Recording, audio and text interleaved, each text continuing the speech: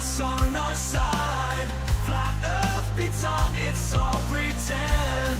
The facts will be hide. Get ready for the smackdown. Get ready for the smackdown. They'll lie while the Earth spins around. Watch out for smackdown.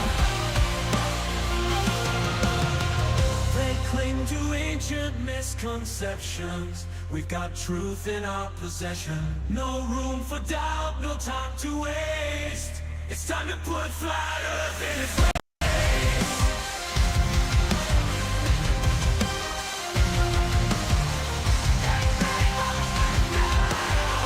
Here comes the smackdown.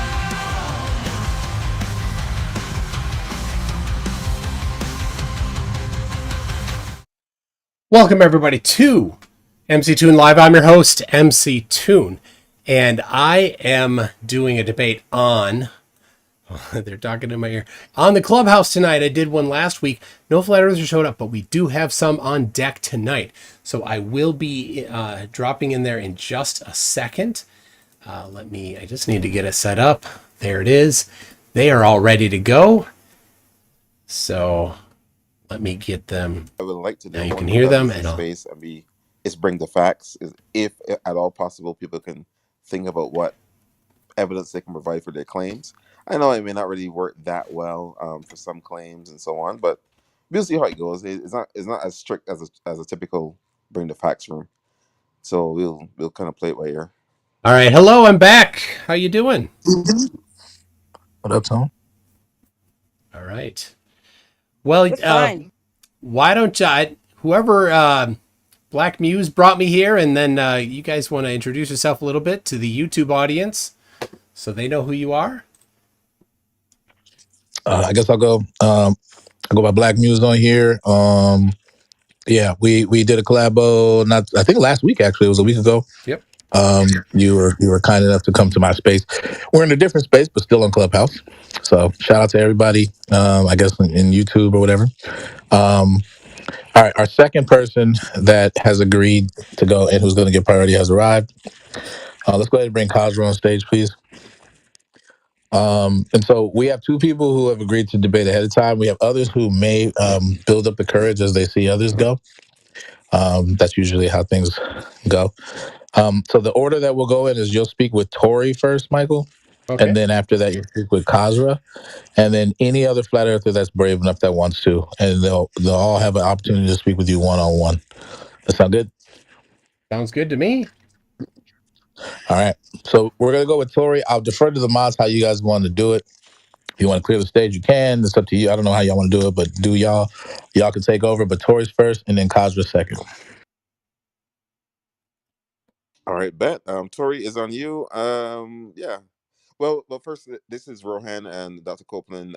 We run this space. It's called Bring the Facts on Clubhouse, where we kind of talk to people that hold some conspiratorial ideas on a whole host of subjects. So we don't do that many flat Earth rooms. We do a lot of rooms around evolution and other ideas like that. But happy to be here.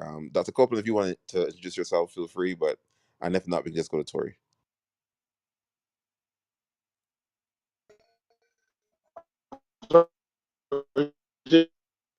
Cope, you're in the Matrix. Oh, am I? Yeah. All right. All right, we can go to Tori and we can always pop back to you, Cope. Tori is on you, man. Thanks for coming through, bro. All right, all right. Well, thank you very much for having me. Michael, is pleased to make your acquaintance. So yeah, just a little bit about me. Well, first of all, I met Black Muse on Clubhouse several months ago. Think he's a pretty reasonable, decent guy. Love having conversations with him. Obviously, we disagree on a couple things. Flat Earth would be one of them. But anyway, a little bit about me, and also Rohan, pretty nice guy as well. A little bit about me, and I share my experience a lot. I never really had a reason to doubt the shape of the earth for quite a while for my adult life.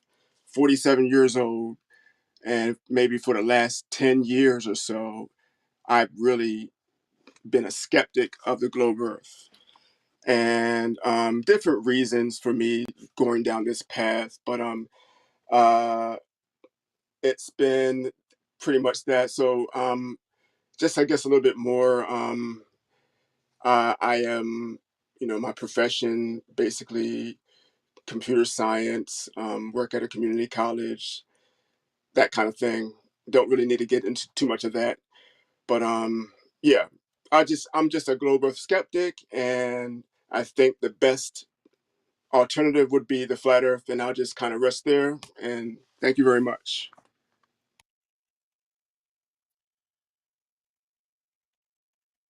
Right. So you're a globe skeptic. That's it. Yeah, I think that's the best way to describe me. So you're not. So you don't think the Earth is flat. Well, again, the world looks flat to me, and I'm wise enough to know that I can't possibly perceive the entirety of the world with my two eyes, but what I see tells me that it's flat, and so it doesn't make sense that it would be a globe. You understand my point? Um, nope. I don't understand why you would think it would not be a globe. Well, yeah. I don't know if I can shrink wrap it for you. Okay, there's several things that kind of work in.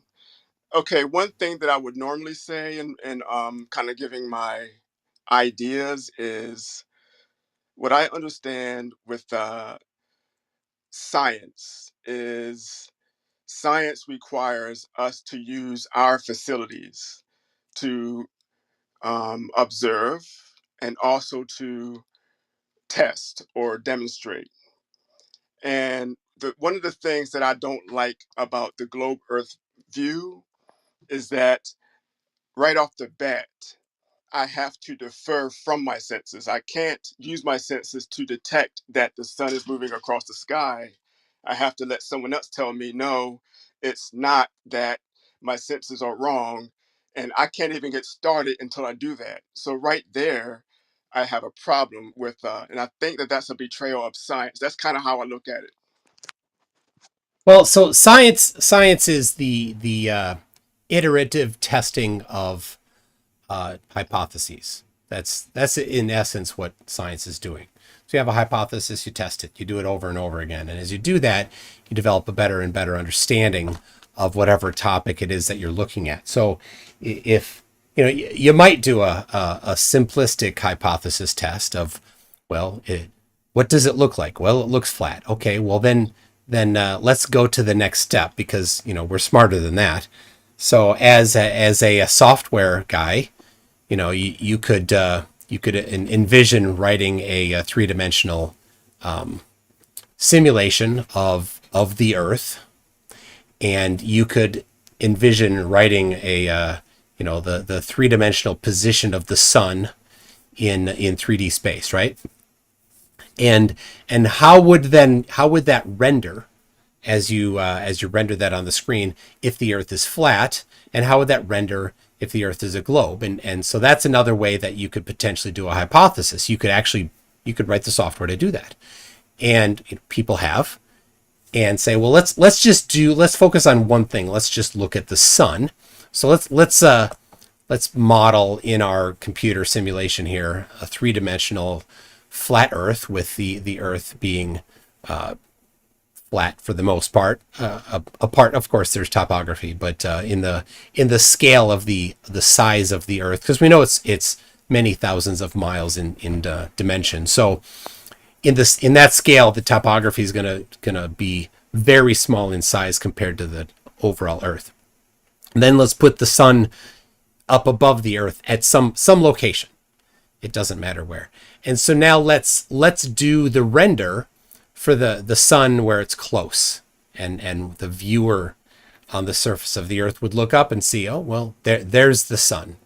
And then let's move it farther away, and the viewer on the surface of the flat Earth model there would look and see, well, it's still above the flat Earth, so it's still at a positive angle above the flat Earth, so it's still up. It hasn't set yet. Okay, well, let's move it farther away. Okay, and how far away would you need to move that sun in the model, your 3D model that you're writing in the software, before the bottom 1/3 of the sun is blocked by the flat surface of the Earth? How far away? Well, yeah, that is a very, very good question. It's one of those questions that you have to unpack a little bit of science with. Obviously, it seems to be, uh, it seems like, well, since we're dealing with a flat surface, there is no physical obstruction, so you should always see the sun.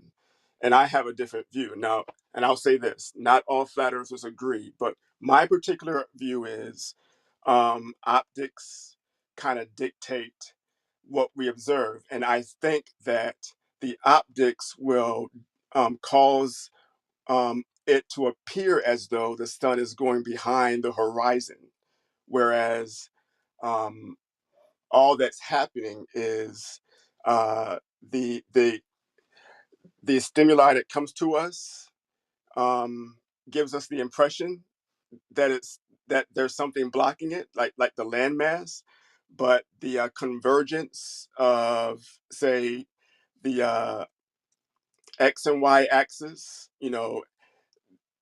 when the if you look out into the if you look out, you'll see how everything converges to a point.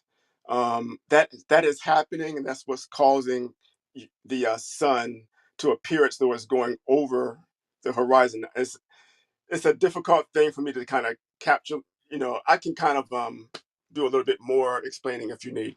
Yeah, well, you said optics, and then you talked about Yes. convergence, and those are different things. So optics would be something that modifies the light as it travels from the object to the sensor, your eye or the camera, and convergence is how things that are distant appear to be closer together. And that's essentially a subset of perspective. Perspective being that as things are farther away, they're smaller in angular size. So whether it's just an object that's far away, it appears smaller, or if there are two objects that are visually separated from each other, the gap between them gets smaller. So that's the convergence is usually what we're talking about, is the gap between objects. So, Right. but none of that answers how far away the sun would need to be for the bottom third of the sun to be obstructed by the flatness underneath your feet. Yeah, yeah, I was kind of getting there. So to try to build up to that, um, there is a lot of data that we haven't put in place yet. So we're talking about this flat plane. We're talking about a computer simulation that is describing a flat plane with this ball of light somewhere up there. And so there's a whole lot more to work into this. Now, what I would suggest is, because we understand that light does, in fact, dissipate as it gets further away, then um, there's a lot of latitude with which you can kind of posit where it would be. Now, the stronger the light, the farther away, obviously. So I don't know if you can imagine, um, it goes far enough away, it disappears. So I don't know. I can't give you like a figure. Do you understand? I don't understand that. That makes no sense. The sun is obstructed partially by the horizon, and being a computer guy, you should be able to write up some software to do it pretty easily. At least conceptualize it how you might do that. I could do that, right? I could say, well, let's put in the numbers, and let's just do a loop and have it the angular size of the sun. You apply the angular size formula and the elevation of the sun above the flat surface, and then put the observer at some height, 6 feet, 1,000 feet, 10,000 feet. It doesn't matter. And then move that sun farther and farther away and test until when does the bottom third of the sun get obstructed? And you and I both know that at no point will the bottom of the sun get obstructed, because it forms a triangle, and the angle between the adjacent and the hypotenuse is always positive, which means that the opposite side is always positive, right? Always the opposite side has to be positive because the sun is at a positive elevation above. So at no point does applying geometry or optics or convergence cause the sun to become partially obstructed by the flatness. So there must be something else causing this obstruction. So, you said there's a bunch of other variables or factors. What are those other variables and factors? Well, just to kind of address what you just said, now obviously I did say other variables, but I disagree with the idea that you should not experience any obstruction, even though there is no physical obstruction. I believe the horizon to be not the edge of the curve. I believe the horizon to be like I was just trying to describe, with the way that our viewpoint looks off into the distance. The optics that I was describing causes the landmass to basically rise up to that line, which would be the convergence. And the farthest away that the human eye can possibly see the landmass would be would be at the edge of that line. And so this it would make sense to me that because the sun is larger, um, I can see it farther away than perhaps the farthest away that the landmass is. So since I can see it farther away, um, it's still going to go beyond the point of or the disappearing point, whatever that's called. It's still going to go beyond that, and so as it goes beyond that, it's it's going behind the furthest thing away that I can see, but it's not actually going behind it. It's just because of the way the optics are working. That's what it looks like. So that's kind of what I hold to, and Okay, so well, yeah. Could you go ahead. expand on those optics? What are the what's the science? Because you talked about science. What's the science behind these optics? Right. So I can demonstrate it. If I were to um, say, look at anything, um, I can see that this convergence is always happening. Um, So like I said, we already covered convergence. Convergence is simply things that are far away. The gap between them gets smaller. So yes, right. the gap between the horizon on flat Earth, we're only talking about flat Earth. The gap between the horizon and the sun will get smaller as it gets farther away, but it never gets to zero, and it certainly never goes negative. So it's not convergence. So it's But something when you else. say And I'm never I'm gets just to asking, zero, what is that? What is the science supporting the something else? well, when you say it never gets to zero, what do you mean? Convergence is an application of perspective, and things that are very far away and then get farther away, there's still a gap between them, a visual gap between them.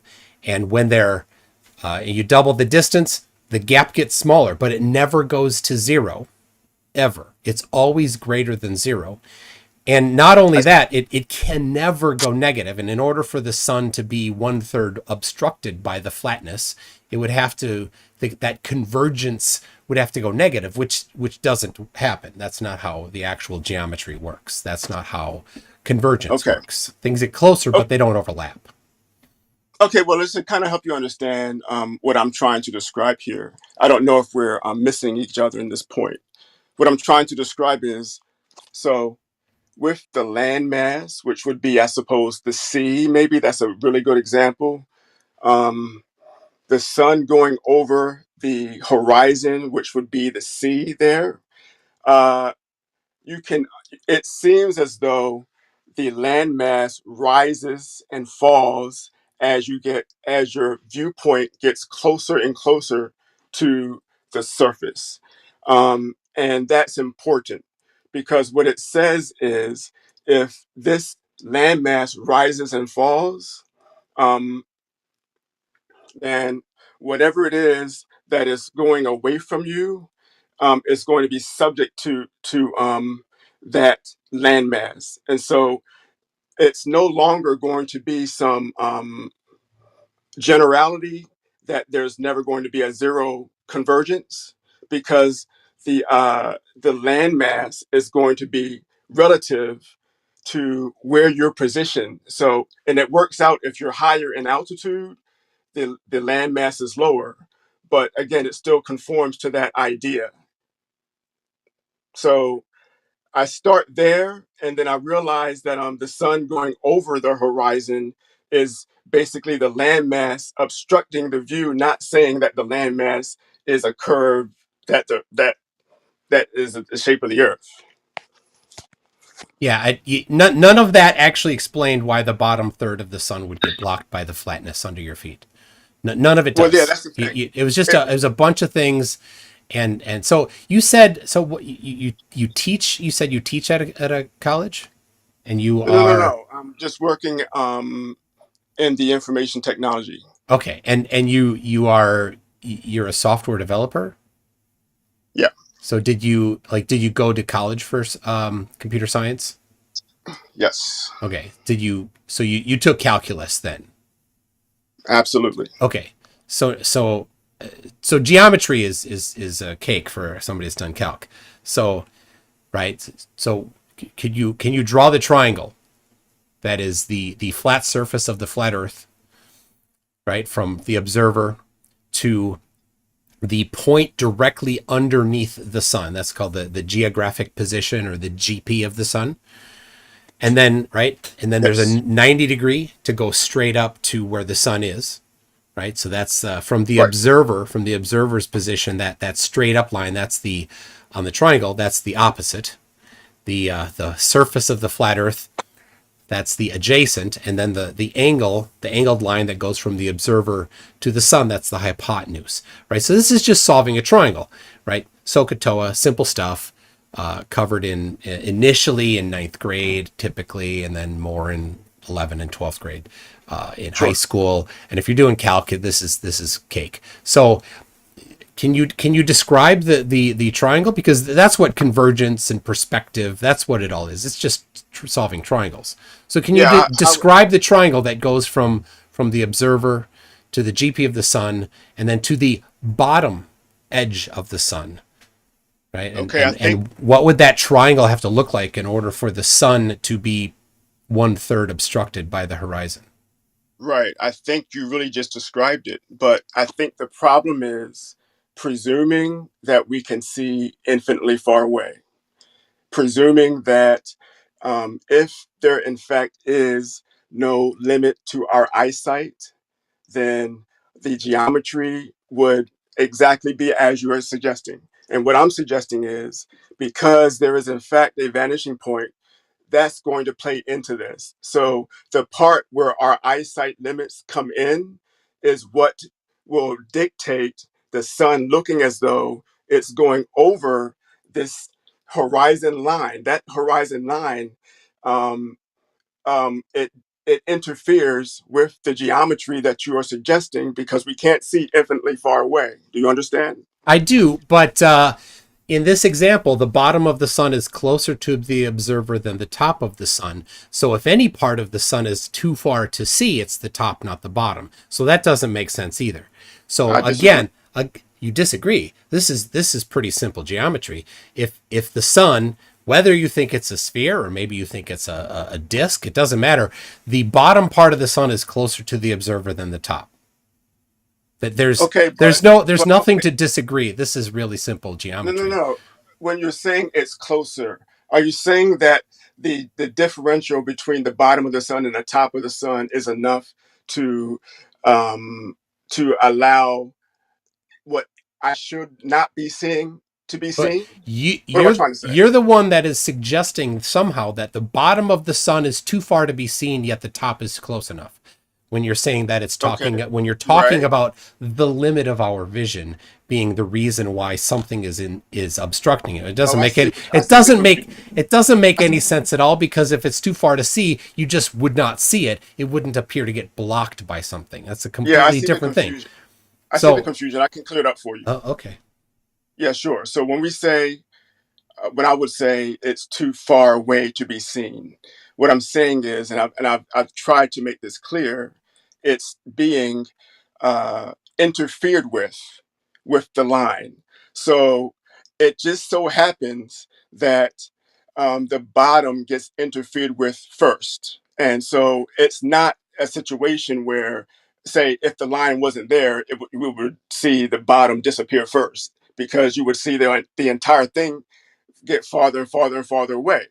If the line wasn't there, then I can see what you're saying, but the line is causing it to appear as though it's going over it from the bottom up. Do you understand?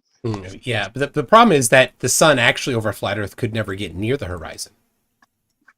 You know that? Yeah, that's where we disagree. So here's a test that I did.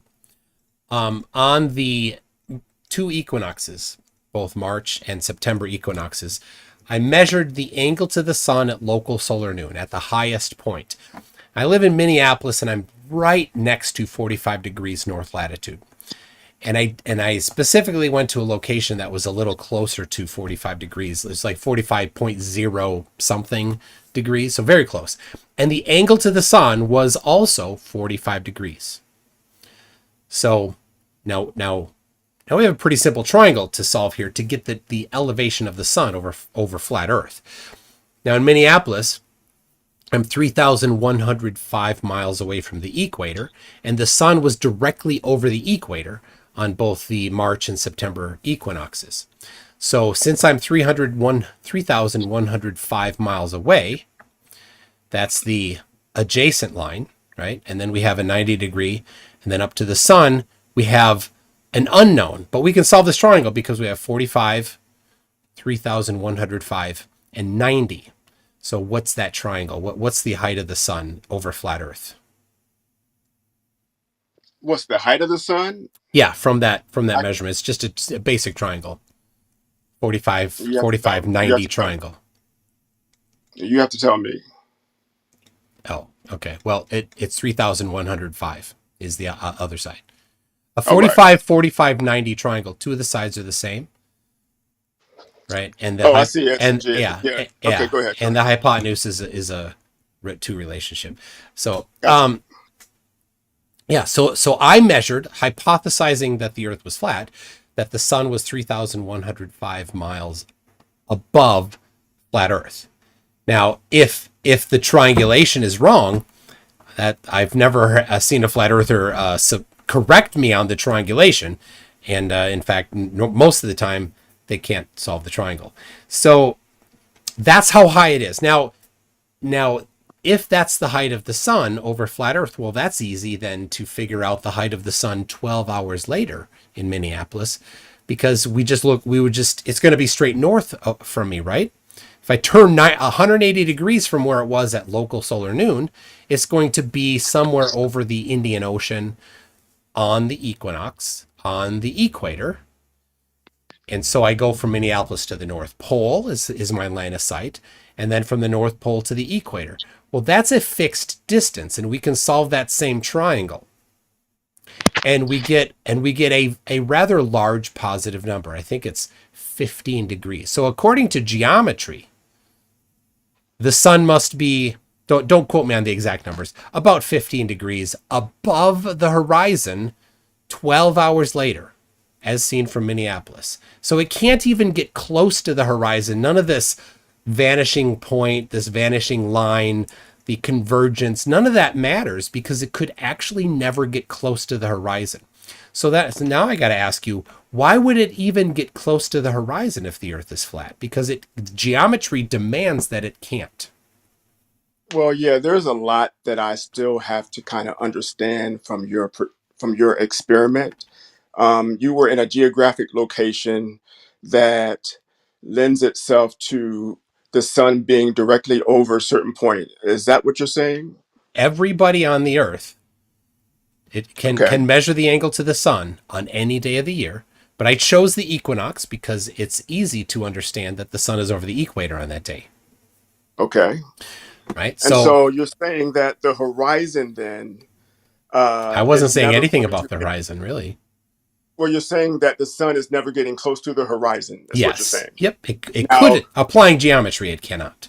okay, so you're applying geometry. Now, again, um, I wanted to see whether or not you acknowledge, though, that your ability to observe has any impact on how far the geometry will be applicable to you. No, I don't. I don't accept that at all. I don't know any science suggesting that. I would need Okay, to so have some strong is there such a thing scientific. as a vanishing point? What's that? Is there such a thing as a vanishing point? The convergence. O- o- Does that only is that in only go in ahead. art, only in art class. In reality, there's no such thing as a vanishing point.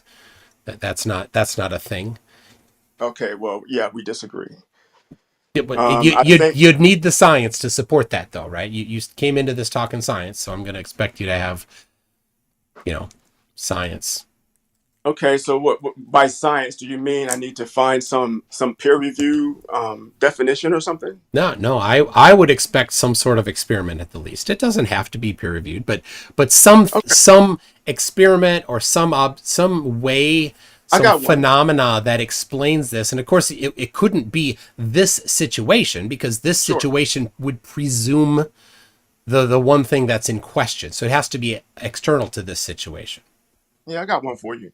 So I mean, this is a pretty famous one amongst flat earthers. People would perceive a boat going farther and farther away over the sea, and it appears to go over the horizon.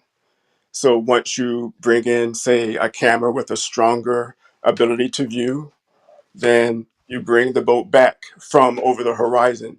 Now, to me, that's demonstrating that the naked eye's limits have just been expanded upon by the device, which allows for the vanishing point to be a little bit further, bringing the boat back. To me, that makes sense. The boat is not going over some curve; it's just now being um, accessible because you have a stronger lens. You understand? I do, but that's never been demonstrated. That's been claimed by Yeah, flat I earthers get over and over, and you will never be able to produce the video that you imagine you're thinking about. I've I done mean, this in okay. debates over and over, and I've said, send it right now, pull it up. They never can pull it up. They say they're going to send it to me later, and you know what I never get later? I never get that video later. So let me explain to you what going over Real the quick, Michael. horizon. Hey, Michael, real quick. Michael, real quick. 2 seconds. This is Dr. Copeland at the top. Give me 2 seconds. So just now, Tori, he's asked you for, and this is bring the facts. So typically, we're going to ask for a link or something like that. Do you have a link to a video? Because I'm going to ask for it. Do you have a link to a video that demonstrates that phenomenon? I will have to find it. Oh, okay. Well, tell you what. We're going to go back to Michael, and I'll try to find it now. So I'll explain. I'll explain what deception flat Earth leaders on YouTube have done. Is they've swapped in going over the horizon for getting too small to see. So going over the horizon would be where a ship is far enough away that the bottom portion of the ship is blocked by the horizon, and as when it's farther away, more of the ship is blocked by the horizon, and then when it's fully blocked by the horizon, it's the top of it is then fully obstructed, and no amount of zoom has ever brought that back into view ever. I've done that observation myself, where I've used a P1000 on the beach in Pensacola, Florida, to view distant buildings and distant ships, and the amount of zoom never changes how much of the obstructed object is obstructed. Instead, you'll see a video where there's a small boat, something that's not very big, and they'll zoom all the way out and it gets too small to see. Well, too small to see is not over the horizon. Too small to see is just too small to see. The camera's not picking it up. So you're not seeing something over the horizon. And so that's what the flat earth leaders on YouTube have done. They've swapped in the actual over the horizon where a boat's obstructed for too small to see. And you'll probably find a video by Dearth where it's showing exactly that, something that's too small to see when it's zoomed out. All Okay, right. Oh, okay. I will. I am right now looking for a good example. Um, I so mean, if you, just bear with me. But if you have anything else to say, feel free. so what we can do at this point is pop to Kazra. I think Kazra was next on the list, and then we will chat back in with Tori and like 5-10 minutes and see if we have that video. All right. So Kazra, if you're there, if you wanna go, go Oh ahead. yeah. How you doing, guys? Yeah, it's nice to have Michael here, and it's 5 o'clock morning here. I just woke up to have this conversation. Okay, I will go straightly to the point. I'm gonna play this little video from Michael, and then we're gonna talk about it. It's gonna be only 30 seconds and 1 minute. Okay, here we go. Play a In video. art class, they talk about the vanishing point, but this isn't art class. This is science class. In reality, there's no such thing as a vanishing point. Okay, so Michael was kind of counting that vanishing point is not a scientific terminology. But if you open up the Wikipedia, okay, just do it right now and just type what is vanishing point, or you can ask ChatGPT that whether vanishing point is it scientific or is it just artistic. So I'm going to read this from Wikipedia. The vanishing point theory is a principle in the science of perspective. Now, I want you to refer a person who called Christy Anderson, American mathematician who was pretty good at the science of perspective, and he actually wrote a couple of books. I actually put some of the links on the chat box as well. And right now, I was looking to a paper called the vanishing point detection algorithm based on clustering method was published 2014 in the Journal of Advanced Material Research. So, vanishing point is a scientific terminology. We can use it in order to sort of find the actual size of something. For example, a very straightforward formula that we have for vanishing point is that the actual size is equal to the apparent size. I'm going to revise again. The apparent size is going to be the actual size divided by the distance. So if you would have the apparent size, and if you know the distance, you can find the actual size. Or in other words, if you would have the actual size and if you know the distance, then you can find out the apparent size, the angular apparent size. So yes, a vanishing point it falls within the category of the science of perspective, which in architecture they would have used it a lot. So that was his first mistake that he said that vanishing point is only for art classes, not in scientific. So I Excellent. want you to Well, listen to the rest yeah. of this. No, Yeah. let's go on that. I don't want to be interrupted, Michael. I don't want to. I just want 5 minutes You want a without shotgun. interruption. All right, shotgun. No, no, Oh, no, Multiple. no, oh, oh no, no, Yeah. no, oh, no, no, Got no, it. no, no, no, no, stop. You're not getting 5 minutes. That's not gonna happen. Matter of fact, we're gonna pull the timer out now because in reality, everybody's only supposed to get 2 minutes per. Tori was talking about saying Excuse me. I'm speaking. Be quiet. Thank you very much. Like I was saying, everybody will get 2 minutes. We're gonna pull the timer out now, so you've actually already had your time. That's the way it's gonna go. It's not a debate. So we'll give you 30 seconds in fairness to conclude your point, and then we're gonna go to Michael. He can get his 2 minutes. Thank you. yeah, yeah. This way, Kazra, we don't go from point to point to point So to point to point. if I'm not going to Yeah. have more than 30 seconds, I Okay. would not continue this Oh, conversation because Tori had like 5-10 minutes. It was a okay. back and forth Kazra. conversation. I think Oh, I'm making sense here, and you okay. guys Then don't cannot continue follow. Hold it. on, quick second. Hold on, quick second. Hold on, quick second. So the aim is Tor. So when Tori got on the mic, Tori spoke. Then he muted up, and then MC Tune responded. Then Tori spoke, and then MC Tune responded, etc., etc. Tori did not speak for 5 minutes, and then have MC Tune having to respond to 7 different points. Right? That makes no sense. So the way how it's going to go is you're going to make one point. You're going to wrap it up in about 2 minutes, 2.5 minutes is fine, and then MC Tune will respond, and then he'll come back to you again. That is how it's going to work. That's how it's going to work. So take 30 Okay, more seconds to finish, and then MC2 is going to respond, and then okay, he's going to come back to you. okay. This is going to be only 40 seconds, and then I will elaborate for another 10 seconds. So I would need only one No, minute. sir. No, sir. You get 30 seconds. This is not a debate. Take your 30 seconds or you get nothing. Choose. Guys, shall I leave the stage? Yeah, you can leave. Goodbye. All right. Well, if I can quickly respond to his formula. I haven't said anything to you. Hey, Tune, go ahead. It's on you. He didn't want to take his time. It's on you, Tune. Okay, Please go okay. ahead, Michael. So he gave a formula: apparent size equals actual size divided by distance. Well, we can apply that to the gap between the horizon and the sun over flat Earth. The actual size of that gap is 3,105 miles as measured from Minneapolis. You get a different number if you measure it elsewhere. And the distance is 3,105 miles. That's a positive number when you divide those. So the apparent size of the gap between the sun and the horizon is always, always a positive number applying your formula. You have debunked the sun setting on flat Earth. Thank you for that. I can do that for you. I can do that for you, but you have to come in a neutral room.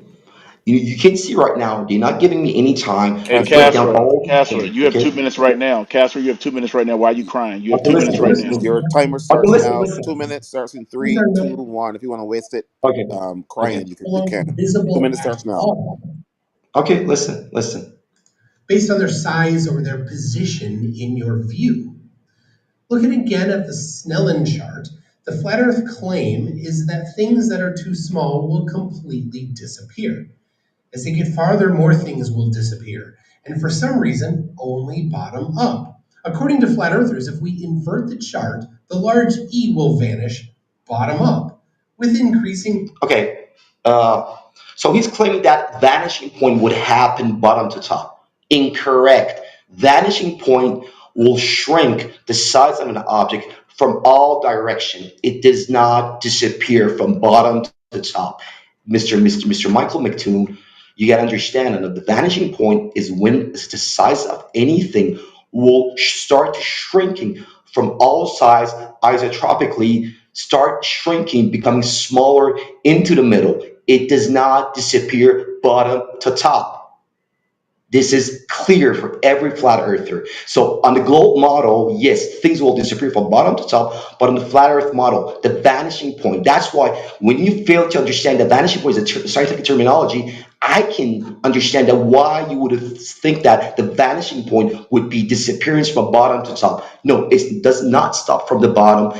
It starts from all sides. So things will shrink. Now, if you look at my profile, just look at my profile. Just look at the frames inside this tunnel, okay? The frame inside the tunnel, they will get smaller 30 if you look second at the warning. view. 30-second warning. Yeah, so if you look at the frames are shrinking from all sides. The frame of the tunnel in my PTR is not disappearing from bottom to top. It's disappearing from all sides. Things will not disappear bottom to top in flat earth. That was your second mistake. Okay, go on. Okay, it's on Michael. All right. Yet in reality, things obstruct bottom up. So you again have boldly claimed that on flat Earth things would not obstruct bottom up or disappear bottom up. Yet that's what we see in reality. So I don't know what are you fighting against flat Earth? It sounds like you are. So No, thank you. So thank vanishing. you for I that. just I Casper, explained you Casper, what is mute. vanishing point. Casper. It's on Michael. Thank you.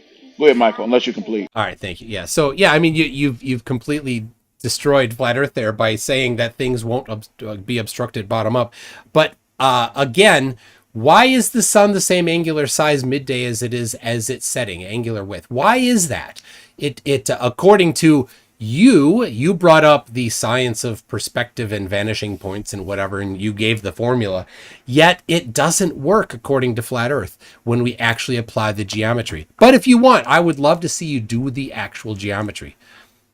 Go ahead. Yeah, cool. Okay, so this is that what I'm saying about the vanishing point. As you can see right now in my profile, things will disappear and get smaller from all sides. And we don't need to discuss about this anymore. It doesn't disappear from bottom to top. In your world, yeah, things will disappear from bottom to top. I don't know about your world, but in our world, okay, if you look at my profile, if you look at the end of a tunnel, things will get smaller from all sides. It does not disappear bottom to top. I'm sorry about it. Now, I want to mention a couple of other things that this dude been talking about in YouTube. And here's another one about the summation of the angles should be 180 degrees. Yes, we know that theoretically that the summation of the angles of a triangle should be 180 degrees. And if it be more than that, it would be considered as a spherical triangle. If it's be 180 degrees, it would be planar triangle. Okay, now here's the thing. In nature, if I would have found any triangle or if I draw a triangle, would I get 180 degrees, 0.00000 till infinity? No, I will end up with some decimals. Because if you have ever worked with any scientific instrument, any vernier calipers, or micrometers, or tape measures, anything, it's all within the decimals. We don't have integers indicators in any of these in scientific instruments. Theodolites, calipers, nanometers, micrometers, 30-second tape warning. measures, 30-second scales. warning. Okay, hold on. All of these things would not give you an exact number. You would end up with some decimals. So yes, of course, if I on a flat Earth model, on a flat Earth, if I would have at the angles of a triangle, I would not get 180 degrees exact. I will be a little bit off of that. And this is a very, very simple thing in science world. When we work with scientific instruments, we will get 3, decimal numbers. 2, 1. That's time. It's back on you, Michael, if you want to respond to All that. right. Well, yeah. Thank you for switching topics when you kind of messed up on that final one there. But thank you. So the spherical triangles, yes, yeah, of course. In measurements, there's never anything that's a pure measurement, as perfect measurement in meat space.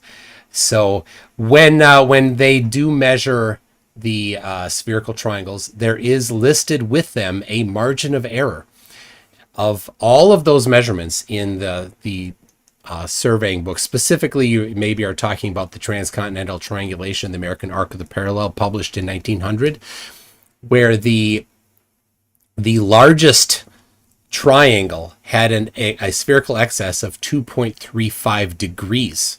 So it wasn't just a little slop that was within the near the margin of error.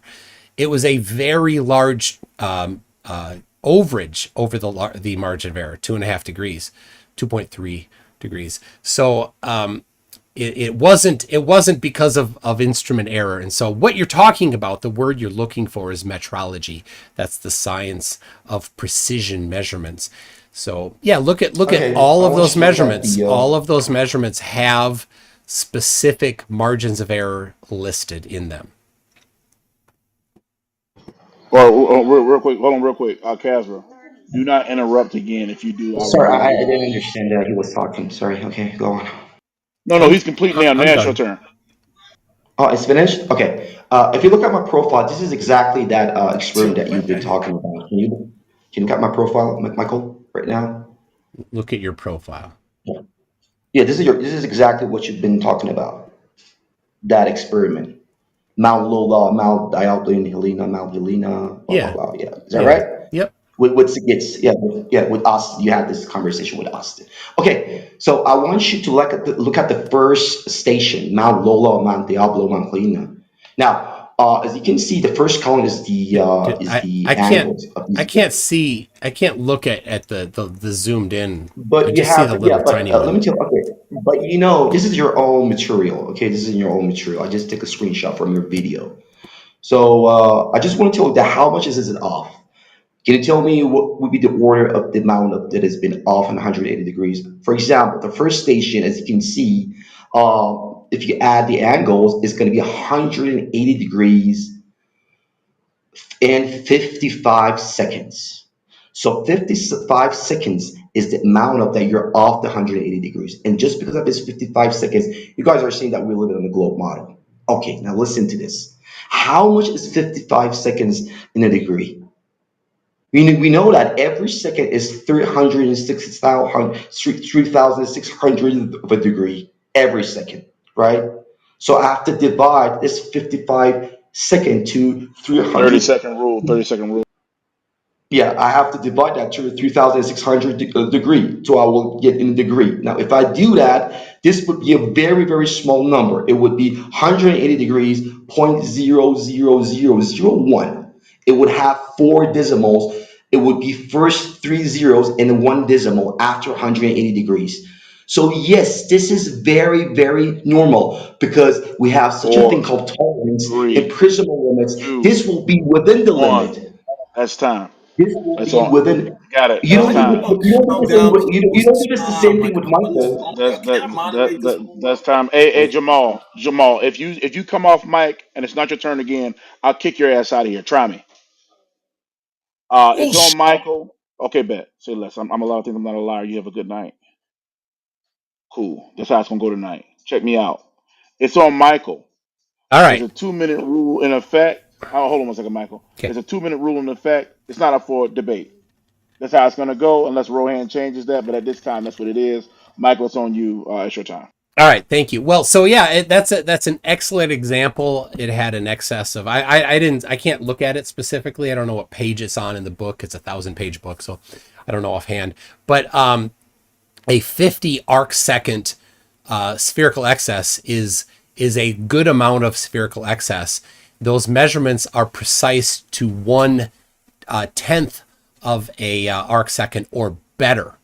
So you're 10 to 100 times outside of the precision, above the precision of the measurement instrument. So I appreciate you bringing that up and highlighting the extreme precision and how much that spherical excess is way beyond the precision of the instruments there. So it definitely is confirmation that the Earth is a globe. Yeah. Okay. So if you look at your own stuff, in the second column, you have a correction values. Do you know what is those correction values? Why they would have used those correction values for these angles? Do you have any idea why they're doing this on the mapping system? Because this is geodesic mapping system, and they would have used some corrections. So just look at the second column right now. This is exactly the page that you showed to Austin. Okay. If you don't know which page is it, just look at your own video. It talks about the corrections that would be applied on these angles in order to have a spherical triangle. No, and it wasn't 50 degree and 56 arc second spherical axis. In your first example, it was only 19. And as I told you, 19 arc second will be very, very small when it comes to degree. Every arc, every 3,600 second will only be 1 degree. So in this first example, these three mountains are making 180 degrees, 0.0001 degree. And that's a permissible limit that will satisfy our condition that we're living on the planet. So if we're saying this is way beyond those criteria, what is your criteria that if we go beyond that or if we exceed that limit, that will be considered as a spherical triangle, not a planar? Because I told you, even if you start measuring the angles of any triangle in the nature, you will end up with something more than 180 degrees. Why? Because even pi is always bigger 30 than second rule. 30-second rule. 180 degrees. The pi is bigger than 180 degrees because pi is an infinite number. So if you add all those decimal numbers of pi within the calculator, your calculations, yes, you will end up with a little bit decimals at the end of the 180 degrees. So how much you're off in 180 degrees? It's only 0.0001. It's 10 to the power minus 4. That's how much 5, you're off the 4, triangle. 3, 2, 1. That's time. It's on Michael. All right, so you did not address the precision that they have in these measurements here. Like I said, if it's 19 arc seconds, that's fine. The precision is typically 0.1 arc second or smaller. So you're still looking at 2 orders of magnitude greater measurement than the precision of the measurement. So now you did ask, what is the correction? So, and I'll go over that a little bit here. So they measure the angles, the raw angles, and they create a grid of triangles. And there's something called residuals. When you put together the residuals, it's that the lines between each of the exact vertexes, they don't meet when you do all these exact measurements. So they know that there's a little bit of correction to be made. So if you look at page 37 of the Transcontinental Triangulation, the American Arc of the Parallel, there's a section that says General Discussion for Local Adjustment of Direction Observations. And that says that it's based on Wright's Treatise on Adjustment of Observation, New York, 1884, pages 315 to 320. You can go get that for yourself for free and read up on what they're doing there. And that's that the between the first column and the second column, they're doing some adjustments, and those adjustments are based on that particular correction. 30-second rule. 30-second rule. Yep. And it's they are not somehow feeding in the radius of the Earth there. You can actually look in the book.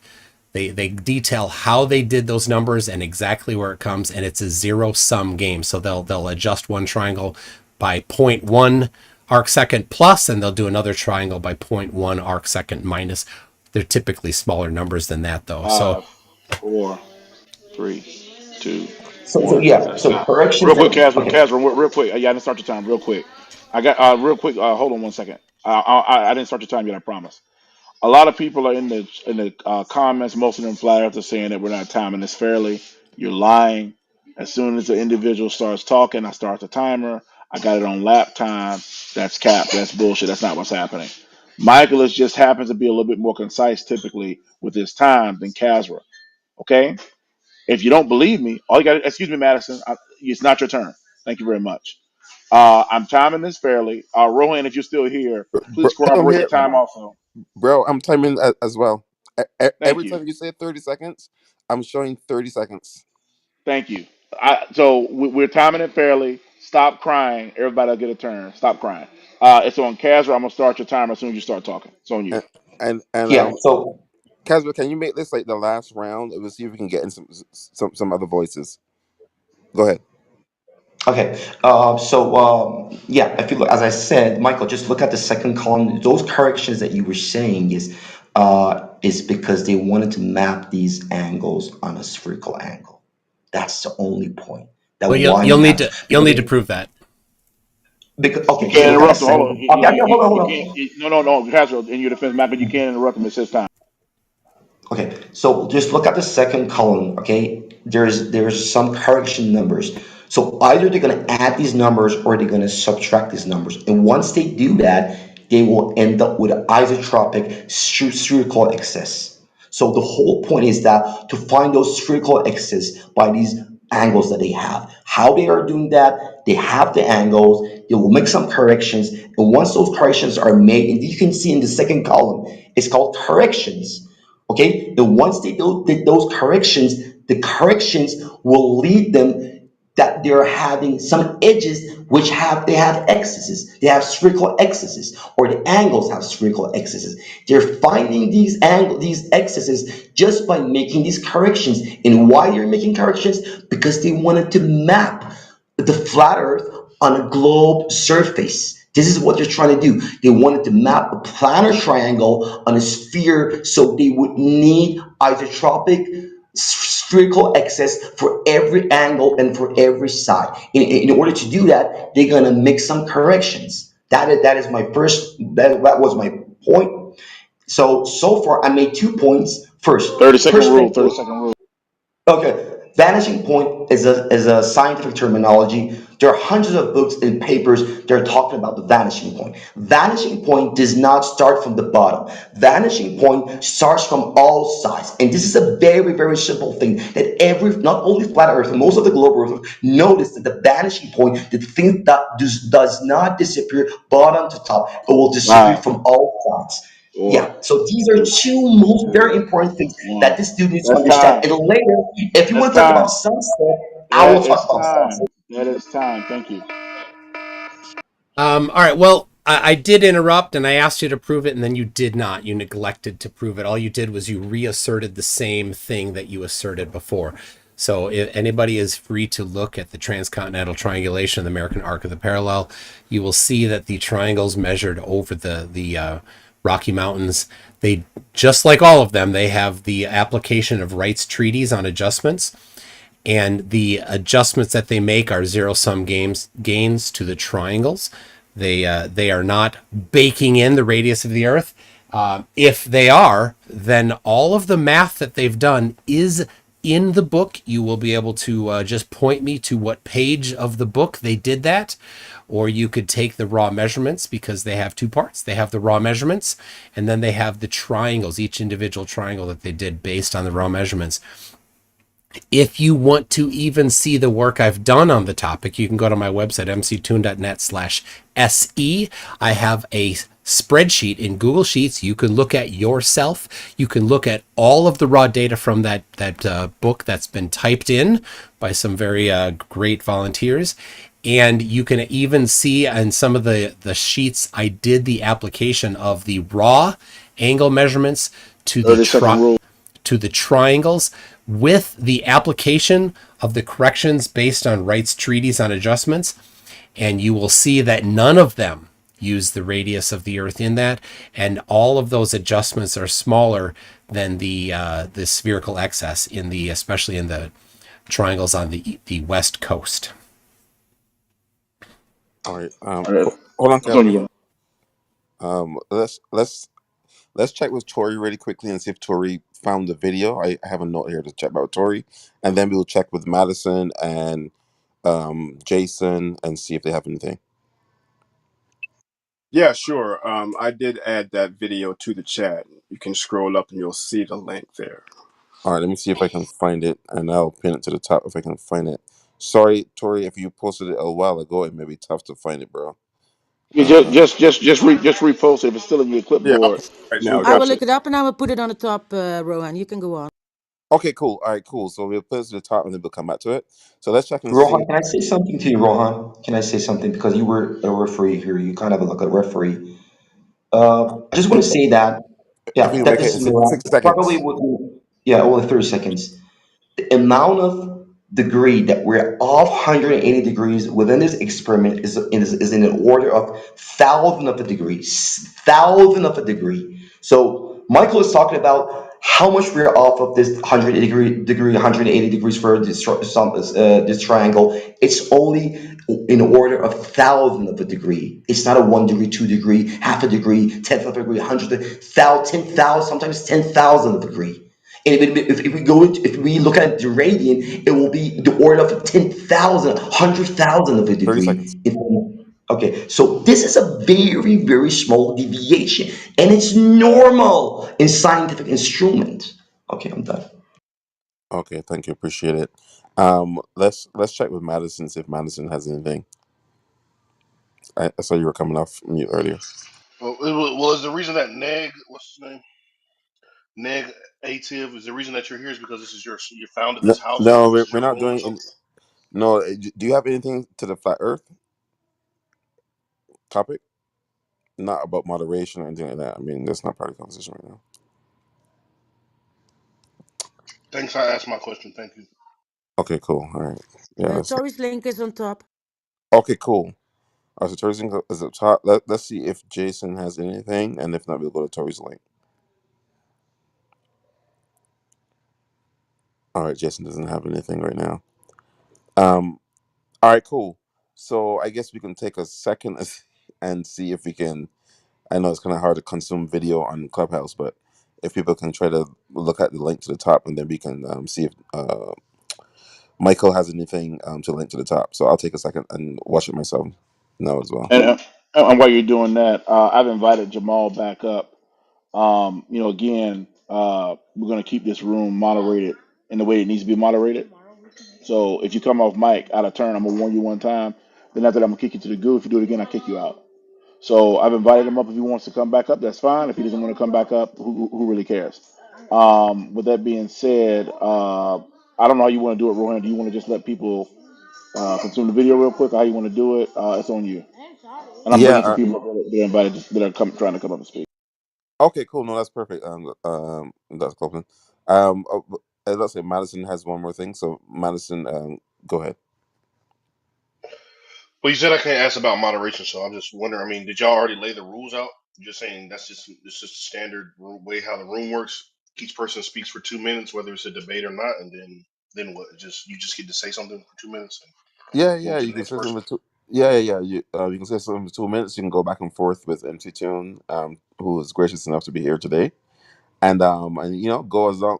So far, people have been going for about 20 minutes or so, and so that you can go back and forth as long as it's fruitful, and then we can move on to the next person. Yeah, it's trying to be as fair as possible, bro. So if you have anything, Madison, you can feel free to go ahead. and your timer will start once you start talking. I was just wondering why you're here in general. This is you started this house or what? Gotcha. Gotcha. Yeah, I'm a founding member of this club. Not that that Yep. matters to you. Not that that matters to you. But yeah, I'm a founding member of this club. So if you don't like it, you can leave. But yeah, that's how it's gonna go. It's not gonna change.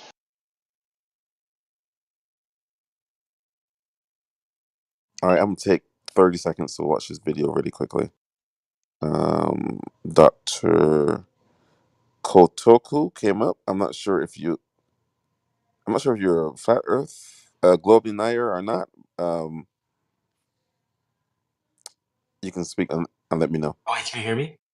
Yeah. Oh yeah, no, I'm definitely not a flat earther. I'm an astrophysicist, so yeah. Okay, gotcha. Okay, awesome, man. Thanks for coming You, through. there's no flat Earth astrophysicist. Why is that?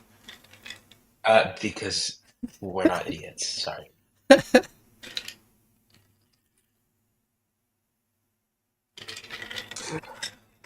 Well, Michael, I have that video myself.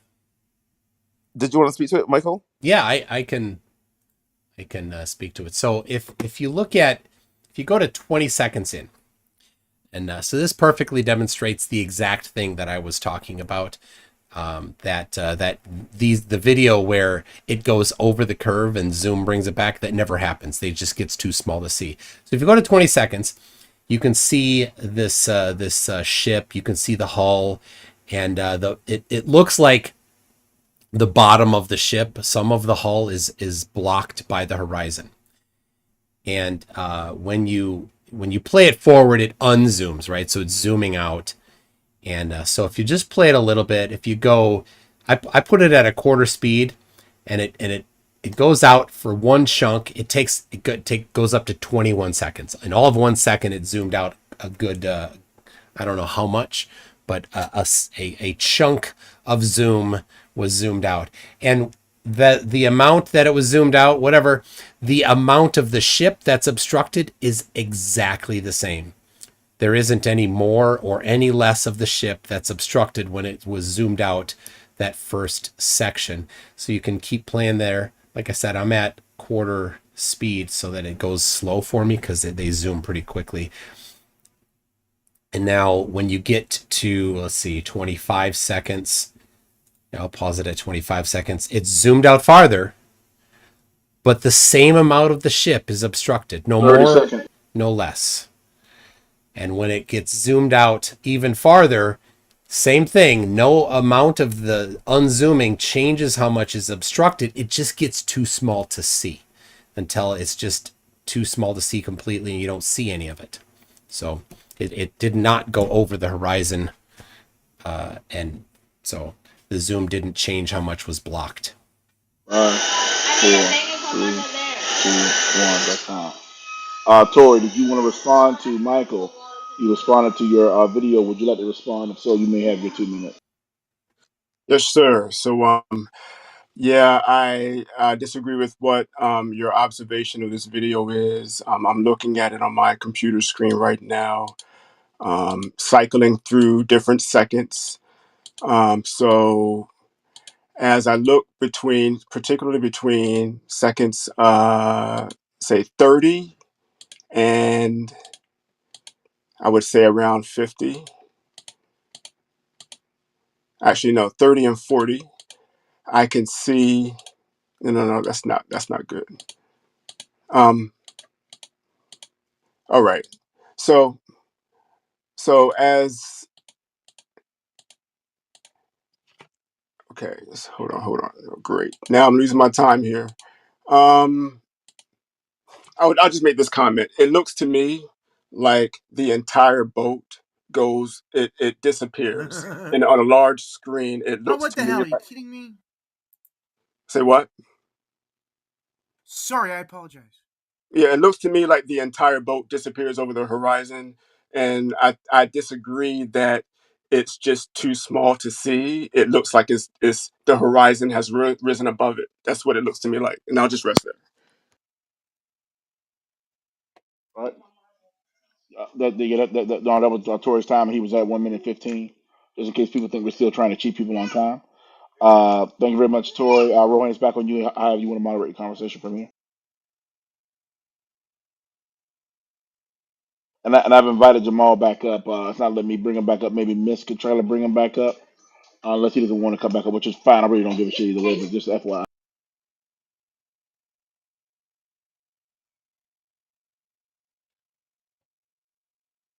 Hello, anybody here? I'm here. Yeah, I'm Yeah, I here. got you, Cope. Oh yeah, I guess the other two moderators are busy right now or something. Does Yeah, I anybody was else want to? pulling up Jamal. Oh, Roger, got you. No, appreciate it. Okay, thank you very much. We got John that just came up. We got tell you what, Doctor Kotaku. Give me 1 second. Let's go to John Van Talkative. Sant. Dr. Talkative. Thanks. I just want to make one quick point. The whole video experiment is not valid anyway, unless you do the calculations to know the actual distance, because there's a known formula to calculate the distance at which an object disappears over the horizon. If the object does not reach that distance, all you're doing is testing the zoom of the lens and at what number of pixels the thing is visible on the screen. It's not a valid test at all unless you know the distance of the object. And if you want the formula, it's pretty simple. It's the square root of 2 times the height of the observer times the radius of the Earth. So you can do it in kilometers, you can do it in miles. But if you don't know the distance, you're just doing a test in optics, not in shape of the Earth. Can I add on to that really quickly? Oh, yep, go ahead. Yep, your 2 minutes, please. Go ahead. Yeah, I mean, what John said is like 100% accurate. I put a link in the chat. It's a pretty neat little tool you can use, the nice little graphic that was actually made for elementary students to understand basic trigonometry, right? If, the observer is, I'm going to use SI units just because SI is common in physics. If the average observer is like 2 meters tall, the horizon from that, from eye level would be around 7,140 meters. An optical lens is not going to be able to see that far, no matter how powerful of a camera you have, right? What you're testing is something called angular resolution rather than the actual distance of the horizon. So all the video shows is that the camera has a very high angular resolution, which is cool. That's a great camera. But yeah, that camera is definitely not seeing 7,000 meters into the distance beyond the horizon. That's not what the camera is seeing. Oh, thank you very much. Appreciate that. We have Tori. Tori, you can go ahead and respond. You have your 2 minutes. Go ahead once you start. Yeah, just a quick response. It seems to me that that would be the point. If the camera, in fact, is representative of what our ability to perceive is, then in fact, it is material to what we perceive as the horizon opposed to what the shape of the curve the boat supposed to be going over is. So if we can establish then that the camera's angular, and I don't even know what the terminology is, but if the camera presents a, a limit to what it can perceive, and therefore the horizon rises above the boat, then that is precisely what we are demonstrating. And it happens earlier with the naked eye. It happens a little bit later with the camera, and it proves to me that again, the horizon that we perceive is not a curve, not a curved Earth. It is basically um, a mirage that our optics are giving us, and I'll yield back.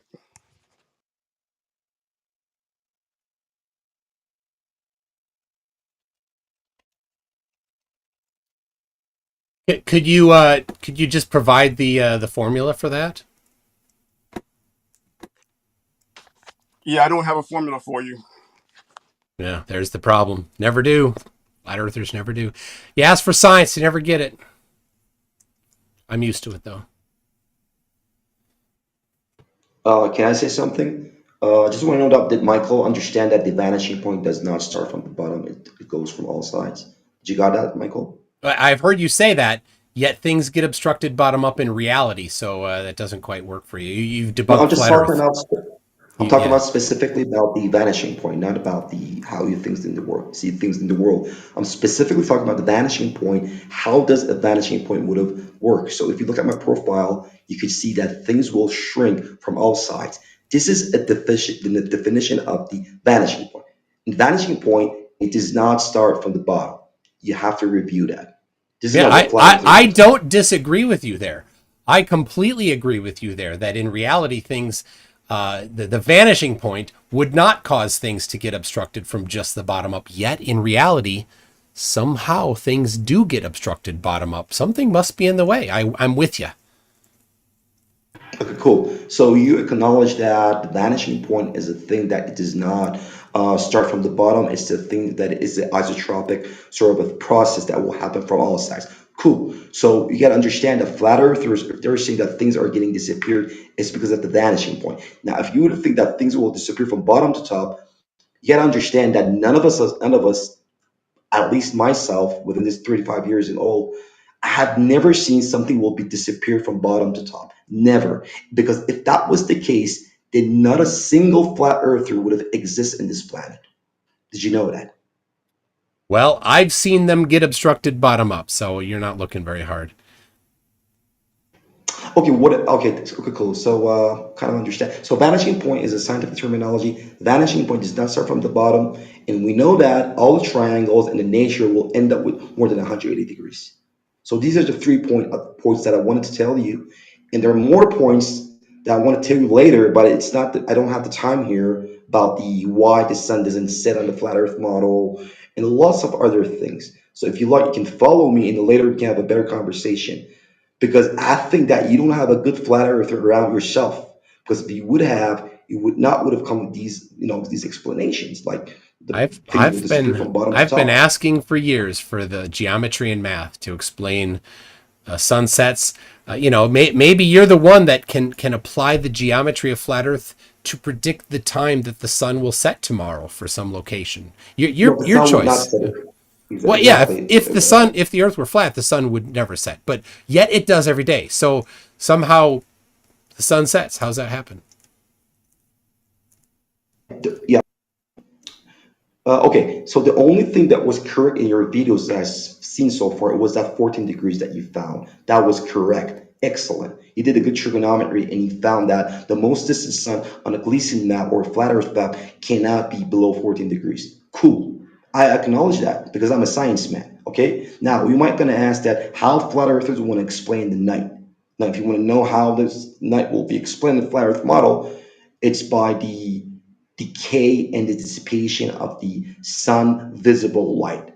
So when we're saying that we cannot see the sun and it's dark, it's because the visible light is not there. It doesn't mean that we don't have the infrared rays. It doesn't mean that we don't have other rays coming from the sun. Because we said that many times, if you would have used some sensors, some infrared sensors, you would be able to pick up the other waves. But of course, the visible light, they cannot travel that much distance. Yes, they will decay and they will not reach our eyes. So definitely the sun will be invisible, but as Shemshan actually did in the Ashkelon Park, he took a picture from the Grecian mountain within 1,000 kilometers across the ocean, and he used an infrared camera to look at the sun. So he was able to see the sun within 2,000 kilometers. It was a heat signature of the sun.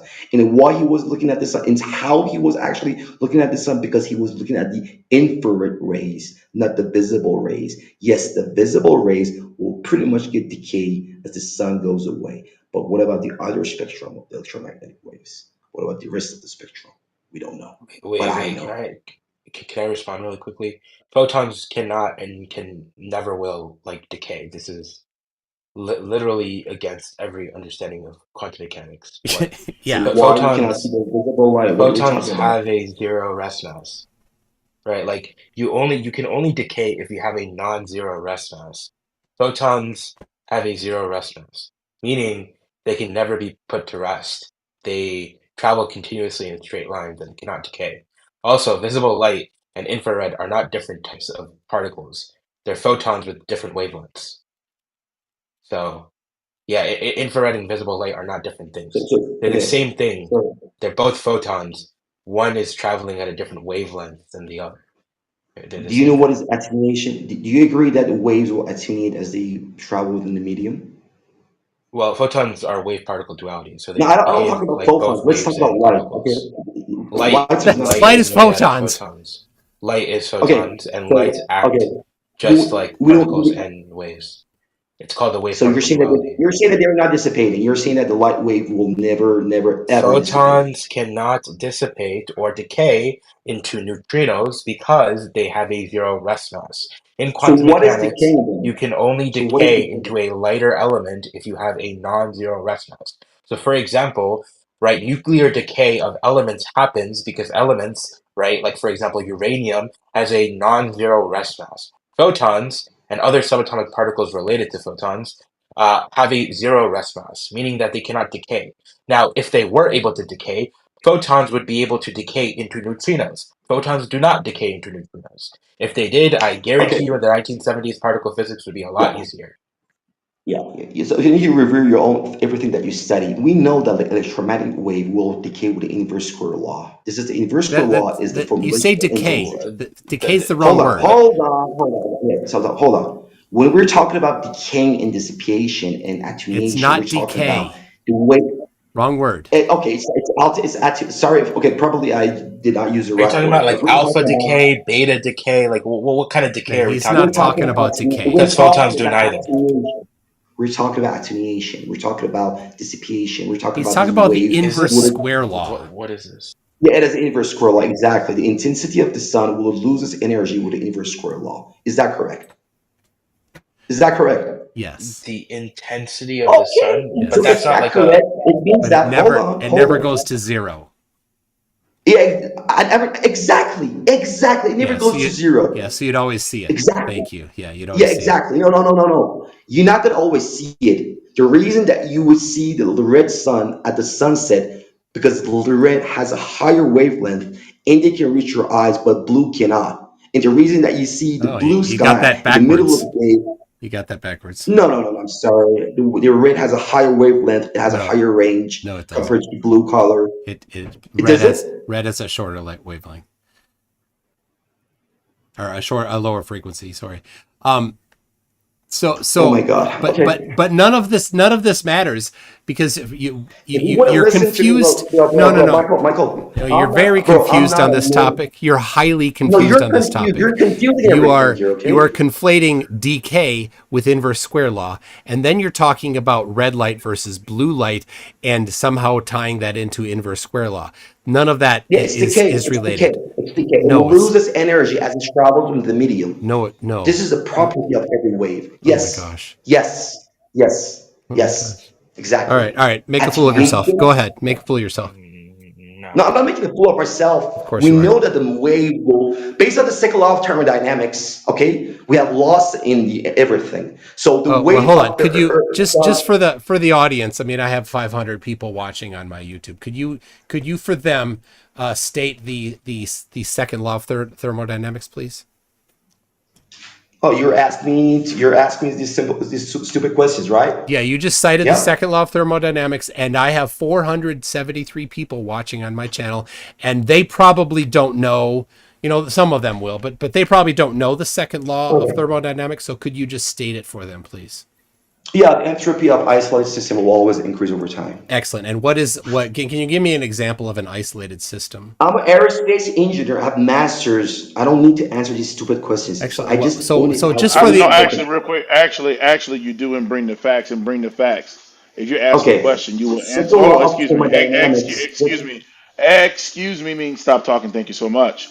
And bring the facts. If you ask a direct question like that, you will answer it. And if you don't answer, you won't be allowed to talk. So he asked you a very simple and straightforward question. You will answer it. And if you ask him a very straightforward question, he will answer it. So that's not how it works in here. So, Casper, please take your time and answer the question that you were Yo, the asked. Thank you so worst much. moderator ever, So the yo. entropy And you're closes. gone. Go Okay. ahead, Cas. So Go ahead, Cas. entropy. Okay. So entropy will increase in every closed system. And why? Because we have loss of energy. But isolated we system, always what can you give me an example of an isolated system? look your Earth, your globe model Nope. is isolated system. Nope. Yes. No, it's not. Otherwise, you cannot have a second law of thermodynamics. I'm sorry. No, the Anyway, yeah, that's the crazy part of your model. no, Yeah, I'm I sorry. don't think. That is What is not your education an background? What is example your of an education? isolated What is system. your education background, Michael? What is your education background? I it doesn't matter my education background. I Is know it? that Can there you ever is solve any I know differential the equations? definition of isolated system when in relation to the second law of thermodynamics, but you Can I don't. respond to these questions? Because Pastor doesn't know what he's So, talking about. Yeah, go what I ahead, was trying doctor. to Because point like out this is is like very that wrong. Yeah, the wave can I will respond to Custer's random nonsense? the First of entropy. all, Hold isolated on, systems. hold on, hold on, Yeah, hold on, yeah, no, hold on. you Everybody don't know knows thermodynamics, that. bro. You don't know Everybody thermodynamics. knows that the sun wave, as it travels within the medium of the atmosphere, it will lose its energy. It's called attenuation. And you guys don't want to acknowledge this I don't because know if what you the heck you're acknowledge this, talking about. then you have to accept that we would have a local sun on the flat Earth model, Yeah, which is all not planets visible, are round. which is not visible. Okay, This is not yeah. a crazy So statement. that's the whole point. Yeah, yeah, okay. So Pastor clearly doesn't know what he's talking about, and you know. Yeah, there is I only have many one. aerospace. Yeah, he. The thing is, I have many aerospace engineering friends. They're not idiots. Customers clearly lying. Regardless, yeah. So an isolated system in thermodynamics is when you have a system that is enclosed by, I guess walls or barriers, whatever, which don't let mass or energy pass through those walls. So I mean, There, ideally, a thermoflask would be an isolated system.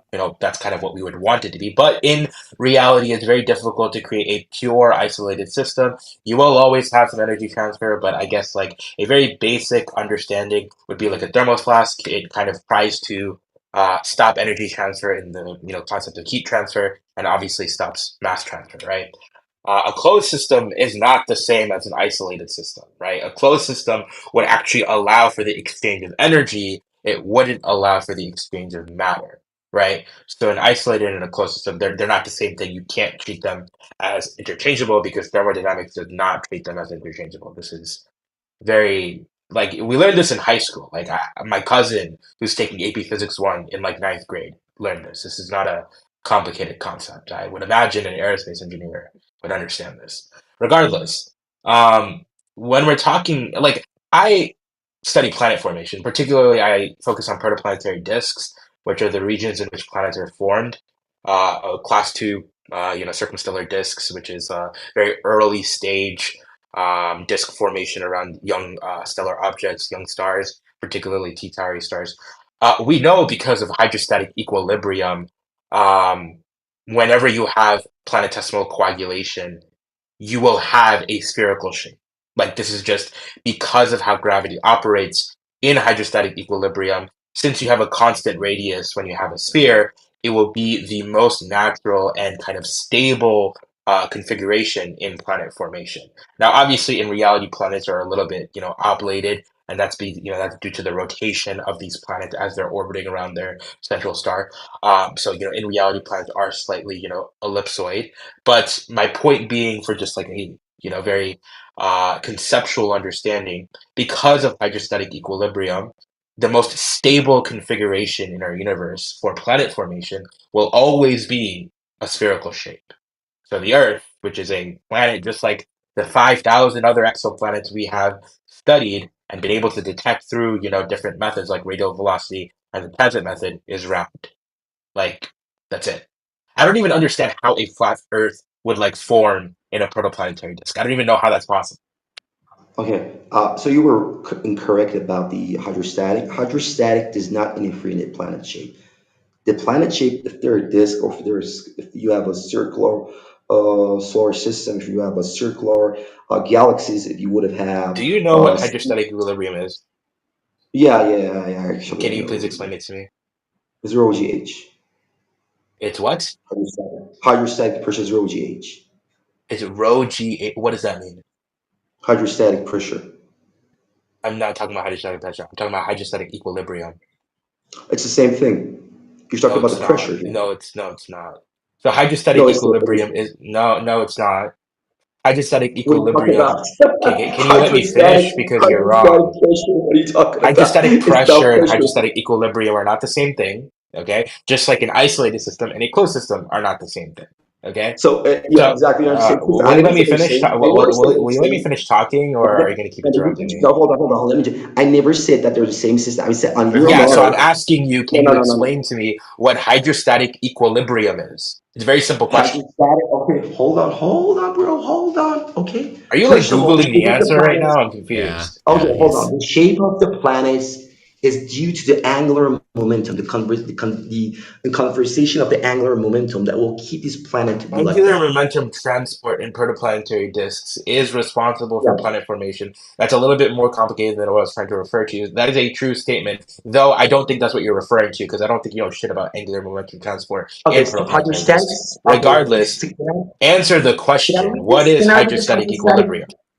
Okay, I'm just reading it here. Hydrostatic equilibrium. What is it? Then just Google Hydrostatic the answer. equilibrium is a study of a pressure in the fluid of a pressure and extended by another fluid. It's a study of the pressure of fluids. I told you, it's a pressure system. Yeah, Yeah, that's yeah. fine. You That's say not it's not. really, It's yeah, not that's not what really you not. were responding. That's not what you were saying earlier, and that's not really an answer to my question. It's So, not. yes, Yeah, it's not. hydrostatic You're right. equilibrium is also prevalent in fluids. Uh, Planets are simulated as astrophysical fluids. This is true. More accurately and more kind of Who told you relevant to that the planets are concept here fluid? Who is told when you you Wait, have hold on one a second. Hold on. self-gravity pushing against internal pressure.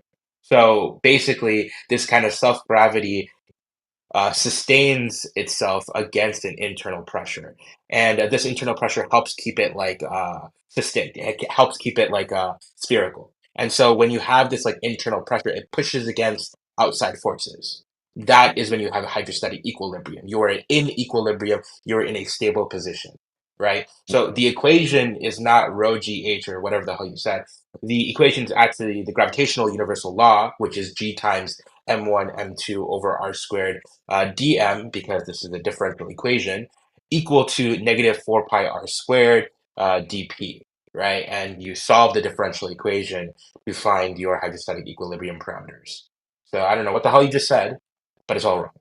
Regardless, when you have hydrostatic equilibrium in planets or in stars, essentially the internal self gravity pushes against outside forces. This is why when hydrostatic equilibrium fails, the star collapses in upon itself and either turns into a black hole or explodes into a supernova. Right? For planets, obviously that doesn't happen because the internal core doesn't have any nuclear fusion, but there is still an internal core that provides pressure, and this pressure keeps hydrostatic equilibrium at bay. This is why the most stable configuration for planets in formation will always be spherical. And I mean, yes, in reality, it's a little bit more complicated because you will have ellipsoid shapes, and this is because of differential rotation that changes it and makes it oblated when it's rotating around an axis while it's rotating around the central star. But All right. yeah, like Thank, hold on for a second, Brandon, and thank you so much, Doc.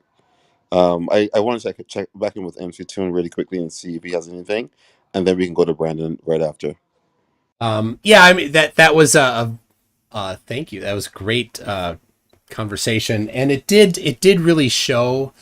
I'm always baffled when flat earthers come in and claim credentials that they don't have. It's pretty clear that Khosrow doesn't have a master's in aerospace engineering, and it as if people that know the topics wouldn't be they're not going to be fooled by that. So to set the record straight, the second law of thermodynamics, the isolated system, there is only one true isolated system. That's the entire universe.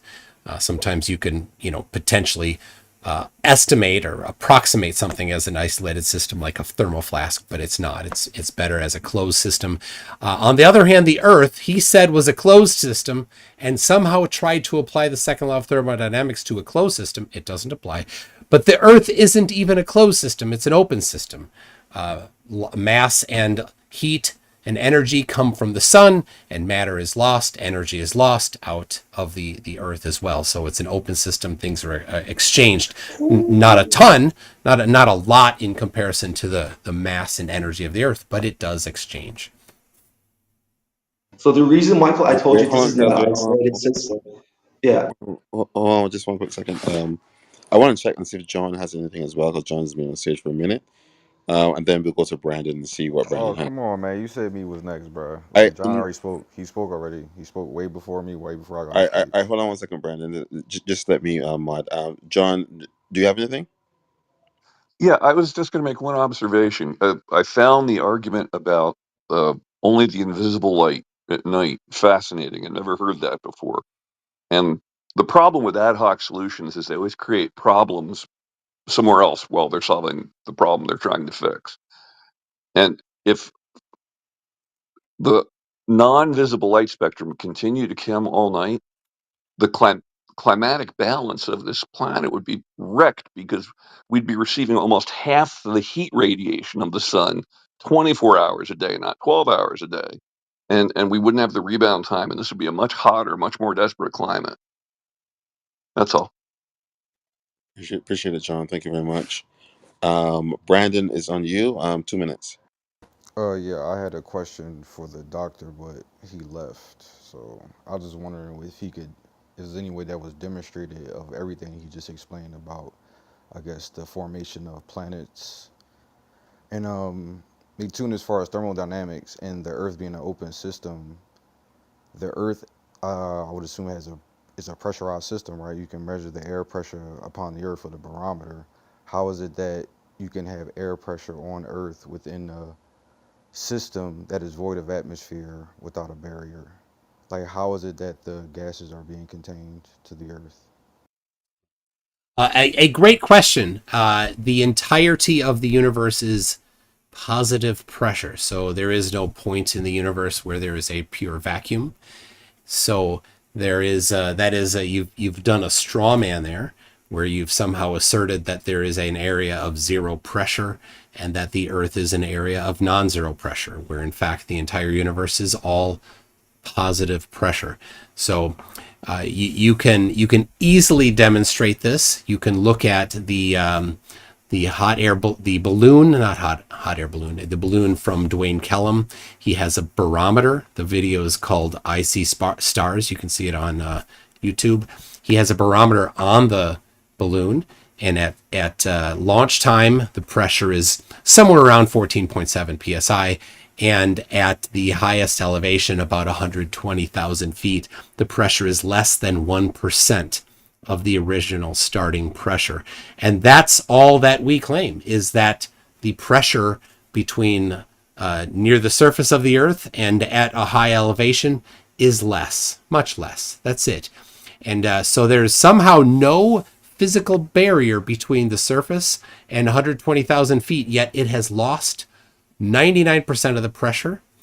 You continue up farther, there's only 1% of the pressure to get to the zero that it never gets to. And so there's no barrier there either needed. So it's completely unnecessary to have a physical barrier. There's something that causes air to be pulled down. Call it what you want. May I But ask that you a you question soon? can I respond? Because I was want to say that you did describe pressure, and then the pressure at the, I would say, assume closer to the surface versus above the surface. It's a difference in pressure. I guess a gradient, right? But it's still a pressure system as far as the Earth that you described, and as far as a higher pressure on the Earth versus the system, which we would call, I guess, outer space, that is void of that or that has little to none atmospheric pressure. How is it that the atmosphere on Earth is contained to the Earth within a system that is little to no pressure? Because if we're talking about a pressurized system, because we're talking about atmospheric gases and they're being held and contained to generate pressure, we need a container for that, right? So how is it that the Earth has no container but has atmospheric pressure? I already gave you the example. And so I'm going to But you simply use the ask you, contain, Hey, but hold you hold on, on. use Brandon. you Brandon, use you the can't mute and container unmute as and an just interrupt. Nope, sorry. It's on MC2 right now. All right. you use I'm the going. container as an example. Yeah, Brandon, if you do that one more time, I'm gonna move you you down. just can't shut your face hole, can you? I So I'm was gonna. clarifying your example. Brandon, if you unmute one more time, I'm gonna I move you did. down. It's on MC2. I moved him. I moved him down, and he can Jesus. come up in a minute. But if you do it one more time, you will not come back up. So you're not in charge here, bro. I don't know why y'all keep doing this shit. So Michael, 2 minutes is on, and then we'll try to get Brandon back up here to respond once you're complete. All right. So I have already cited an example where from the ground up to 120,000 feet, there is exactly zero physical container, no membrane between there, yet it loses over 99% of the pressure. So I will simply ask you, why is there no barrier, no physical barrier between there? Well, whatever non-barrier is causing the pressure differential there is the same non-physical barrier that's causing the pressure differential from the point of less than 1% to less than 0.1% to less than 0.01%. This very same non-barrier is the cause of that differential in pressure. Okay, great. I'll try to get and Rohan is still on you, but I'll try to get him back up here and institute a timer because my hands are kind of full. But I will try to bring Brandon back up now. Okay, cool. Because I tried to bring him up and I couldn't bring him up. Um, uh, it's not on you, Kazra. So stay muted. Stay muted, Kazra. Yeah, I just want to say Kazra, stay that muted. Stay muted. Stay muted. Kazra, it's not on you right now. It's on Brandon to respond. Brandon, you got 2 minutes. Right. So the example he used was a contained system, right? So when we talking about air pressure, and they can be measured on Earth, the Earth is what's in question, right? So what you're doing is like reifying what you're saying about the Earth instead of like showing the demonstration that the Earth can indeed be a open system that has atmospheric pressure upon it. So where was this demonstrated is what I'm asking. What you presented was a contained system as a hot air balloon, which contains air pressure, and the pressure within the balloon is different. It was at different pressure than outside of the balloon. Even with a contained pressure system, such as a soda can, right? That has a higher pressure because it's contained outside was different from the pressure outside of it. And then when you crack open that can, it will equalize. It will seek to for equilibrium. The atmospheric pressure within the container will seek equilibrium once it's cracked open, right? So when it comes to the Earth system, what is stopping the atmospheric pressure to filling the void to seek equilibrium of outer space? I think MC2 has answered this question twice already. Yeah, So let's not go back to yeah. that same I don't question. want to embarrass him MC2, anymore. No, what he did was no, Brandon, reify. no, He no, didn't Brandon, answer it. Brandon, you already, Maybe Brandon. you're mistaken, Okay, Rohan. hold You on, don't hold on. understand Let me either. help you. Let me help you. Let me help you. So I tried. For the whole day we've just been doing you speak, the next person speaks, you speak, the next person speaks. This is very easy. MC Tone, if you have any response, I think you've explained it twice already, but if you want Yeah, to try for a third time, feel yeah. free. Well, I'll try to bring yeah, Brandon up again. yeah. I will. I'll just simply say I don't think he even gave me the courtesy of listening to the words that I said because he was talking about a hot air balloon. I did use a phrase and then I corrected myself, so he missed that I was correcting it. And then he somehow imagined that I was talking about the pressure inside the balloon. Dude, if you're talking to somebody, if you're having a debate with somebody, here's a pro tip: listen to the words they say. okay, can I say something? Um, I just want to see if there's anybody else that hasn't spoken yet.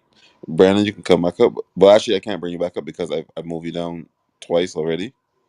So if Miss Nancy or Dr. Copeland can bring you back up. Yeah, I can bring it up. Okay, but when you come back up, just stay on mute because of that, it's not on you anymore right now. So just stay on mute, and then you have to wait. Um, so I think Donald wanted to add something. Donald is on you for 2 minutes. I think I should at least get a chance to respond though, and No, I'll be no, done. no, no. You don't have the discipline to just follow the rules of the room. So you gotta wait. Right now it's on Donald. After Donald, we'll come back to you, Brandon. If you can stay on mute, Donald's on you. Well, thanks. I apologize for interrupting. MC Tuna, I wanted to say thank you very much for your show. I appreciate it deeply. That's all I had to say. Thanks. Okay, Right. cool. All right, so 2 minutes, Brandon, starting now. When you mute, don't come off mute again until it's your turn. So, Right. but He Brandon is on he you. Go was ahead. specifically talking about pressure differential, and that came out his mouth. So that's all I wanted to say. He said I wasn't listening. I was listening intently. He brought up a hot air balloon, and he was talking about the difference in pressure within the balloon versus outside of it. So I don't know what he's talking about, but okay. He didn't provide the experiment or the verification or substantiation of what he's talking about, but the Earth. He just reified it, which is a logical fallacy. But you got it. All right, let's check with MC Tone. If you have anything, you don't have to have anything. We can chat with Bert, but it's up to you. All right, hold on a second. My wife is talking to me about plans for tomorrow. Let me get back to you in a minute. Here. Sure. Okay. Um, Rohan. Okay. yes, John. I would just like to say, No, as he's not. silly as it seems, everything, however big, however small, is acted upon by gravitational force, including the molecules of the atmosphere. And while they move freely and sometimes rapidly and create great 100-mile-an-hour winds, the molecules of gas in the atmosphere never come close to approaching escape velocity. Give me knuckles now. Right here. Right here. Appreciate that, John. I think They can't I see you think yet. They can't even it see you might have yet. worked. I appreciate that Oh, very there much, they can John. see a little I'll see if bit. I can bring anybody else up. Right. Oh, Tori, if you want to say something, Tori, Okay. go ahead. See you later. 2 minutes on you. Yeah, real quick. So just a quick comment on gravity. I find it troubling, and I would ask if people who believe in the globe Earth have ever considered this to be troubling, that gravity is immune from falsification. In order for me to attempt to falsify it, I need it in order to do so. So it cannot be without circular reasoning for me to accept gravity. And I was wondering if anyone found that troubling, and I'll rest. Oh, I can answer that. Go ahead, MC Soon. All right. Yeah, it's totally falsifiable. So what you do is you take a torsion bar and you put some large masses on it. You don't no, not too large, and then you let that torsion bar it's a bar. It's got masses on two sides, and you suspend it by a wire, and then you let it come to rest so that it's not rotating back and forth. And then you introduce larger masses, the larger the better, near the test masses on either end, and you have them opposite each other. So it will cause an attraction or not attraction between the objects. And if there is hypothesis is simple. If there is an attraction, they'll move toward each other and come to a new rest point that's closer to the test mass and the test mass and the introduced mass. And then you take them away and you let it go back to its original original resting spot, and see if it goes back to where it was. That's how you could falsify it. If it didn't do that, then you could say that you falsified it. Of course, you would need to control for confounding variables. So eliminate electrostatics by connecting them all to a common ground. Have it in a room where there's very little air currents. Or do it in an evacuated chamber to reduce that even more. Things like that you can do to get more precision on the measurements. So yeah, totally, absolutely, you can falsify gravity. Can I say something, Ron? Uh, Is it my uh, turn or not? Kazra, yeah, right after Tori. I think it's unfair to give Tori a chance to respond. I think you can go right after Kazra. Right. Okay, real quick. So I appreciate that, Michael. My only challenge to that is whether or not you are in fact isolating gravity. And the reason I say that is because from the experiments that I understand are valid in a scientific, um, say, a reliable scientific environment, um, to me, validity would mandate that you can successfully conduct the experiment without relying on it. So to me, if you have these items that are already surrounded by things that could perhaps be attracting it to begin with, and then you just surround it with something else to attract it, it's not like you're isolating it from the other things. And this is the problem with gravity. It is so ubiquitous, it's everywhere, and we just can't isolate it. So I'll just rest there. I explained how to isolate it, so thank you.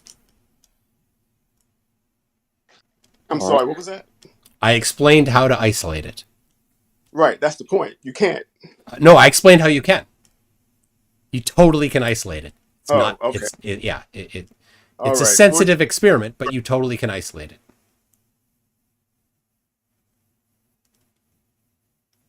All right. All right. Let's move back to Kazra. Kazra, unless you want to say something else, Michael. And if not, we can move to Kazra for 2 minutes. All right, it's on you, Kazra. Okay, I just want to recap everything that I said, and I want to go to this point about the vacuum and the pressure system. So, vanishing point is a real terminology, it's a scientific terminology. Vanishing point does not start from the bottom; it will start from all sides. Summation of all the angles of a triangle will always be a bit more than 180 degrees because of the inaccuracies of the operator instruments that we have, and due to the fact that pi is always bigger than 180 degrees. Now, let's go back to this pressure system. Uh, can you provide us an equation that derives the phenomena or the phenomena that is happening at the higher layers of the atmosphere close to the vacuum? What would be the equilibrium state or the equilibrium equation that we have up there? Exactly where you have the higher layer of your atmosphere, higher layers of your atmosphere touching the vacuum almost. So, what would be the equation up there? I searched the whole net, I searched the whole science community. There is no such a thing as an equilibrium equation for vacuum in higher layers of the atmosphere. And I want you to kind of talk about a very simple analogy here. A glass of water in your room would always be the same height as long as the pressure, the mother pressure or the ambient pressure would not change. So the reason that we have a water in a glass of a water in a glass is because of the pressure upon that water that is holding that glass inside the water. Yes, gravity is pulling it down, but if I start decreasing the pressure of that room, I will see the water starts evaporating. So we need a pressure system upon any other pressure system that we have. So Earth has its pressure system, its atmospheric pressure system. 100 kilopascal will be the pressure on the surface of the atmosphere. So the atmosphere will be exactly like that water inside that glass. So you would need another mother pressure system that should hold this pressure down. It's on you, Michael, if you wanted to respond to that. Yeah. All right. So What, you wanted a formula. I don't have the formula at my fingertips, but I'll send you to a citation that you can get it. U.S. Standard Atmosphere 1976 is what you want to look at, and go look at the citations in there, because they do apply they have formulas for deriving the pressure at different elevations in that reference there. It's freely available PDF if you want to go grab it.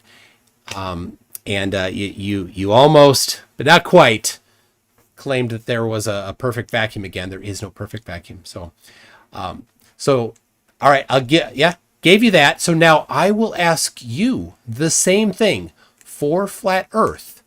What is the formula that explains that difference in pressure? And I'll make it easier for you. What is the formula that predicts the specific about 9.8 meters per second squared downward acceleration all over the surface of the Earth? And a little harder, why can you provide a formula that accounts for the variation in the downward acceleration? I can. Okay. First of all, 9.8 meters per square second is not from science. It directly comes from a simple experiment. If you hold a book, if you would have a chronometer or a counter, if you would have take the time, how much your book would hit the earth, just imagine that you're holding your book or a pen, whatever, 1 meter above the earth. If you would have known how much it would have taken time for your pen or your book hit the earth, then you can use the equation y equals 1 divided by 2 a squared plus t times t plus v0t. Very classical, simple formulation that we have in classical physics. So you have the height, you have the t, you have the v0, and you can find the acceleration will be 9.8. So any one on Earth. If you hold a book, if you drop your book, if you take it, just measure the amount of time, put it in this formulation, you will get the 9.8 meters per second. Okay. And so now you were talking about that vacuum equation, bro. That chart that you're talking about, that atmospheric chart, that is a table that will give you what would be the pressure in different heights, what would be the density, what would be the temperature. Yes, there's some empirical data that we can know that what would be the pressure at different height. I'm talking about a differential equation that will explain how the molecules will become equilibrium on those higher layers. Now, you cannot provide that, Michael. I didn't mean about that pressure values in different heights. I was looking for an equation. You know what I'm trying to say? So I do understand. Now, this is the difference between somebody who has an Your mic, aerospace engineering and somebody who doesn't have, engineering courses or whatever. it's kind of hard to understand what you're saying because your mic there's a like a loud echo. Oh, sorry. Didn't get what I said. I said that. Which part you guys didn't get? Which No, part? no, I think we heard it though. I don't think you need to repeat, unless Michael you didn't hear, but I think it was okay. Yeah, I Go got ahead. it. Okay, good. Yeah, page 216 starts the references, so you can start there. So, and I understand that you are completely incapable of producing something for flat Earth that predicts the 9.8 meters per second squared downward acceleration. That's what I was talking about. I wasn't talking about applying the kinematic equation to measure the downward acceleration. Of course, we can do that. I'm asking for a formula that predicts that, and more specifically predicts the slight variations in that. And I've told you I can do it, and it's not using kinematic equations.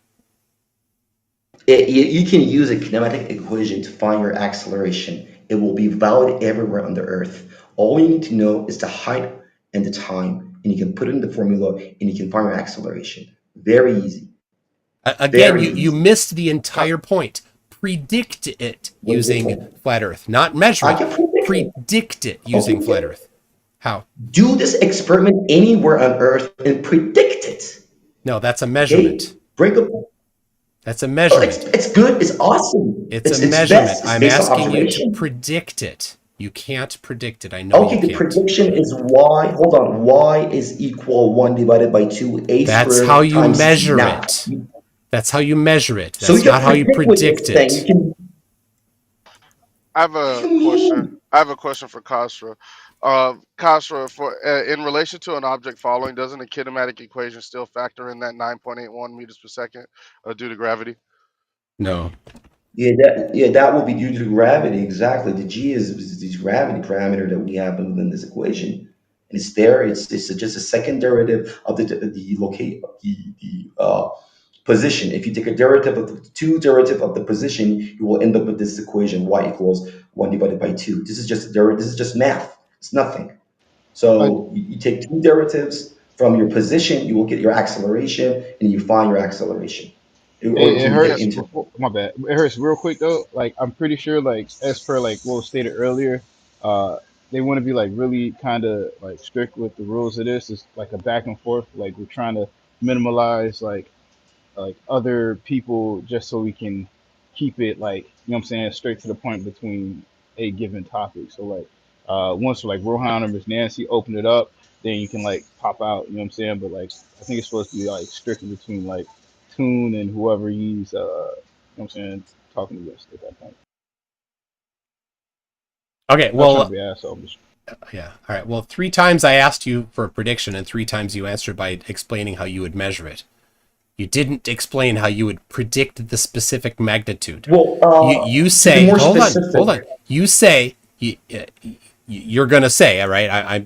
I know your position. You don't think gravity exists. You think something else causes things to accelerate down. So I'm asking you to take your belief about that and produce some prediction based on your claim that will predict 9.8 meters per second squared, not measure.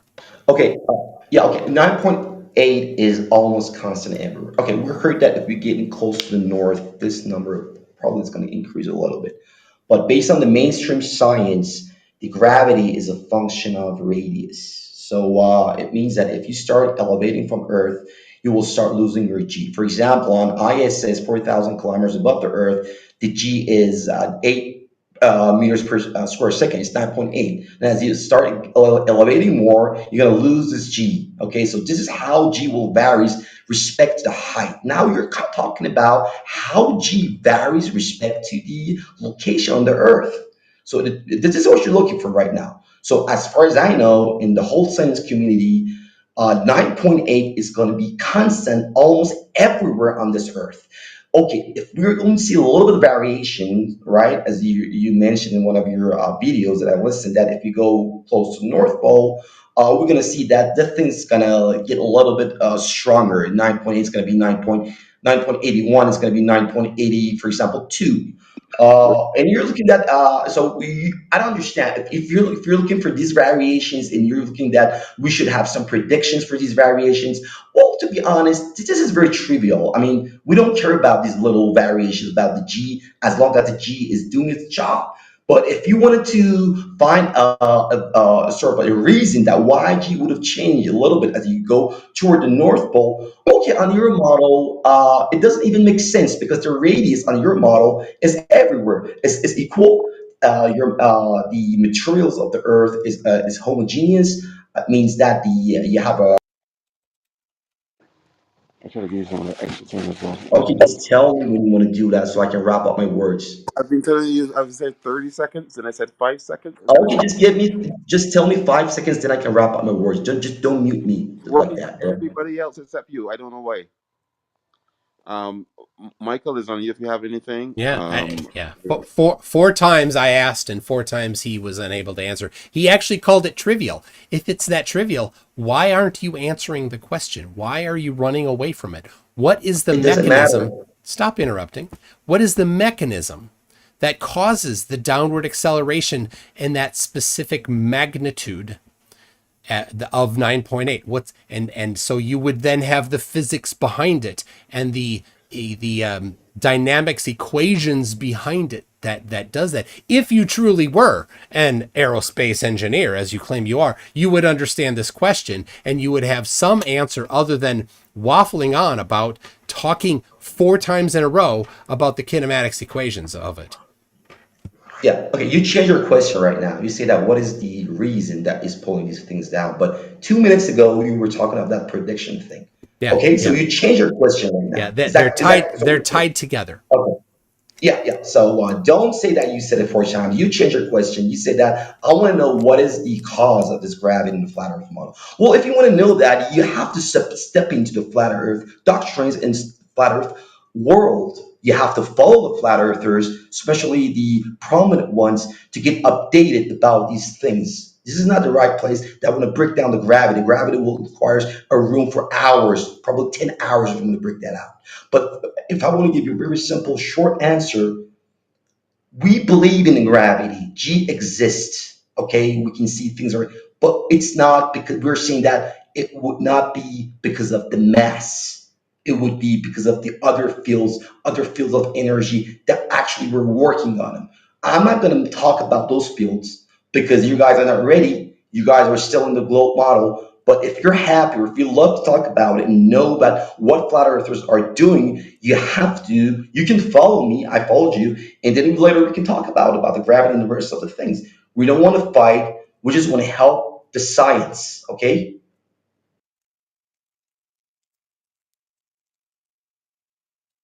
I don't Oh, think there's anything yeah. in there So to respond to. yeah. So Go ahead, Michael. I got nothing. You got nothing there. So I got it. Thanks. Thanks for having nothing. All right, we can check with well, Earthy just came on stage. We can check with them really quickly. See if we have anything earthly. Earthly skeptic. Okay. Can you hear me? Yes. Hi. So Castro asked for a differential equation expressing the atmospheric pressure variation with height. Is that right, Castro? I'm looking for a differential equation that actually you can define the equilibrium state on the vacuum and the highest layers of the atmosphere. You can do it for any layer of the atmosphere, starting from sea level. So, can I ask you a question? If a gas goes from a pressure P to a pressure P minus dP, what is the entropy change?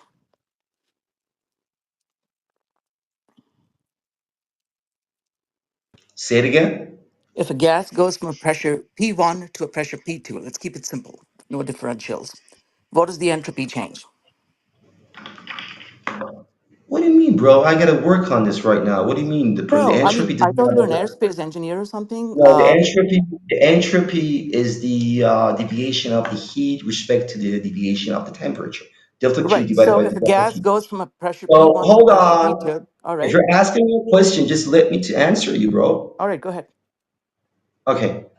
So if you're talking about entropy, that how we would have had entropy, you would need to know exactly all the systems, all the parameters within your system in order to calculate that how much entropy you would get. For example, you need to know that how much heat or delta Q or work will be done by your pressurized system, or the amount of work that has been done by changing the pressure state. Okay, that's the first thing. And the other thing that you would know is the amount of temperatures that is going to be vary. So you would need the delta Q and delta T, and once you divide them by each other, you can get your delta S, which is the variation within your entropy. True. Let's assume an ideal gas. If you have to vary everything in the atmosphere, it's going to become a computational problem. So we'll have to write a Python code for it, which we probably don't have the time to do right now. So why don't we try to assume an ideal gas at constant temperature, which is a reasonably good approximation for the atmosphere for now. So if that's the case and the gas moves from a pressure P1 to a pressure P2, the entropy change is going to be R ln P1 over P2. Is that correct? Okay, Right? you would have Now, entropy. let's say the atmospheric gas moves upward by a small height h. Let it move by a small height dh differentially, because it's moving from a higher pressure down to a lower pressure up, right? So if it does that, the entropy change is going to be R dP over P. Same formula applied to the differential movement. Is that correct? Yeah, so you have your S R L N A P1 divided by P2. Okay, delta Correct. S And is if it goes from if it goes from P to P minus dP, the entropy change would be negative R dP over P. Correct? negative pressure. Okay, yeah.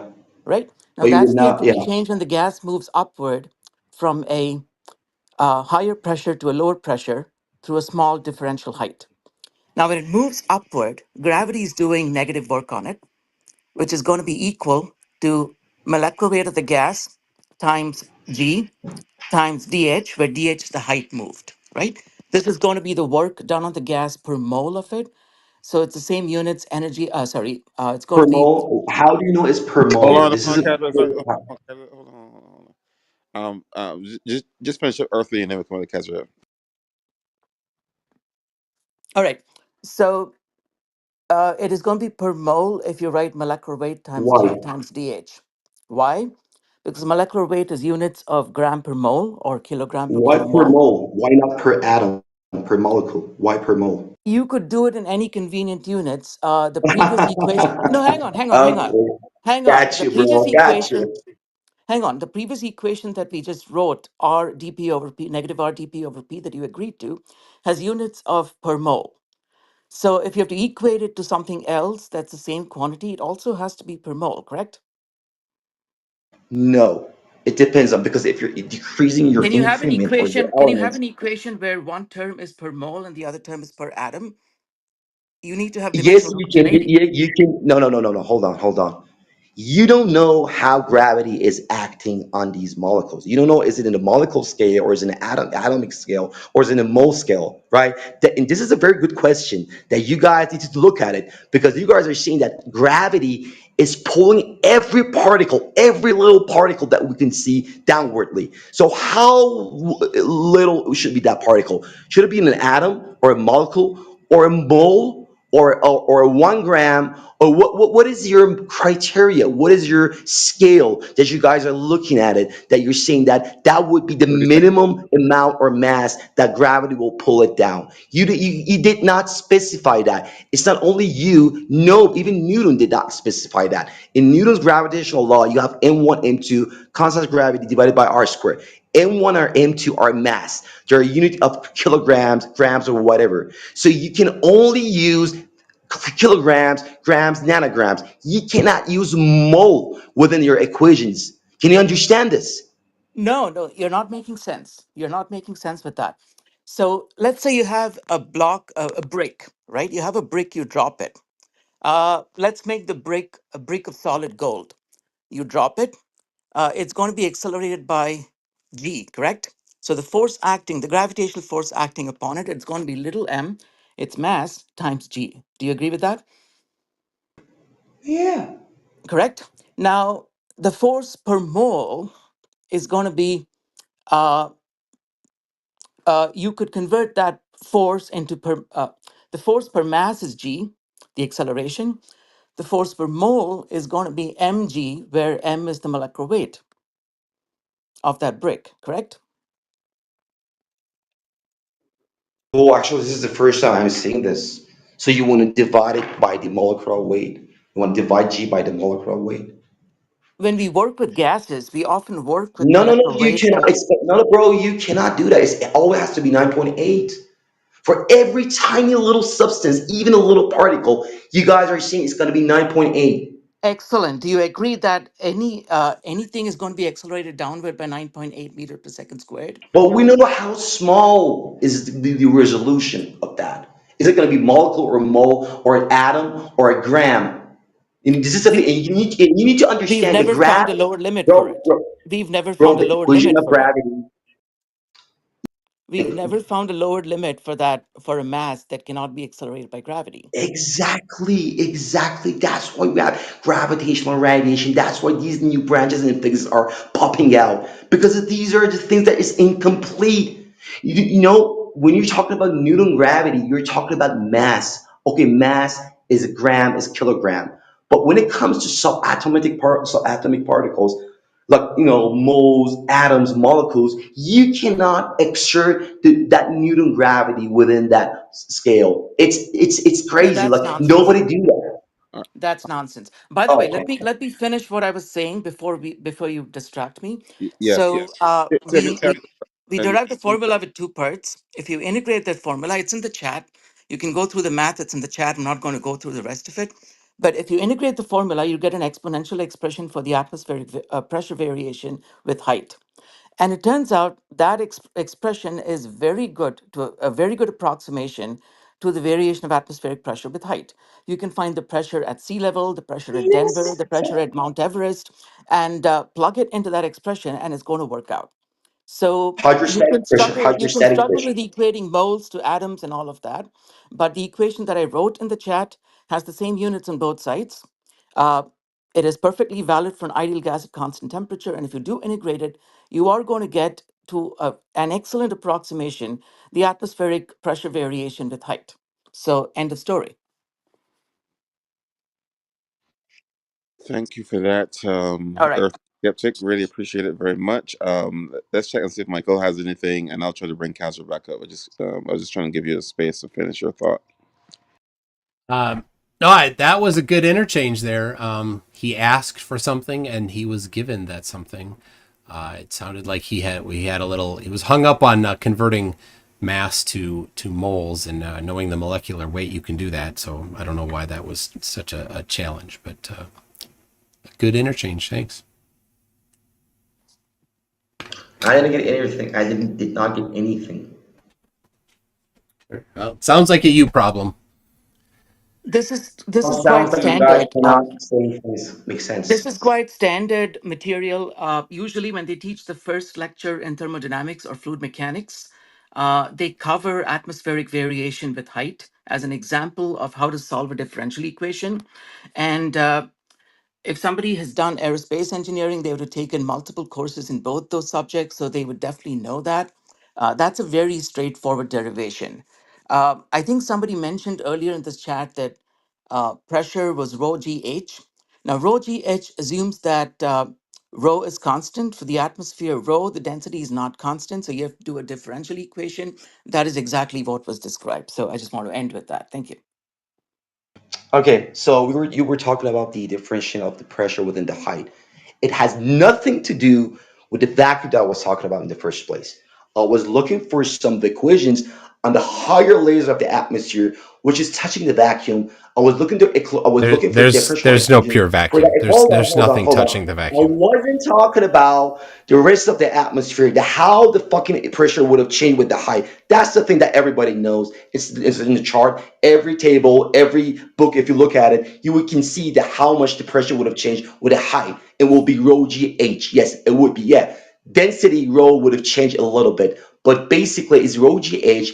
So you could have rho dgh or whatever. You can just have these little variations with it. But the hydrostatic pressure has its own formula and you can use it. But I was specifically talking about the equilibrium equation on the higher layers of the atmosphere, not from the bottom. Then if you want to start from the bottom, go all the way up with little increments, yeah, you can do that. Well, once you reach those higher layers, then what would be your vacuum equation up there?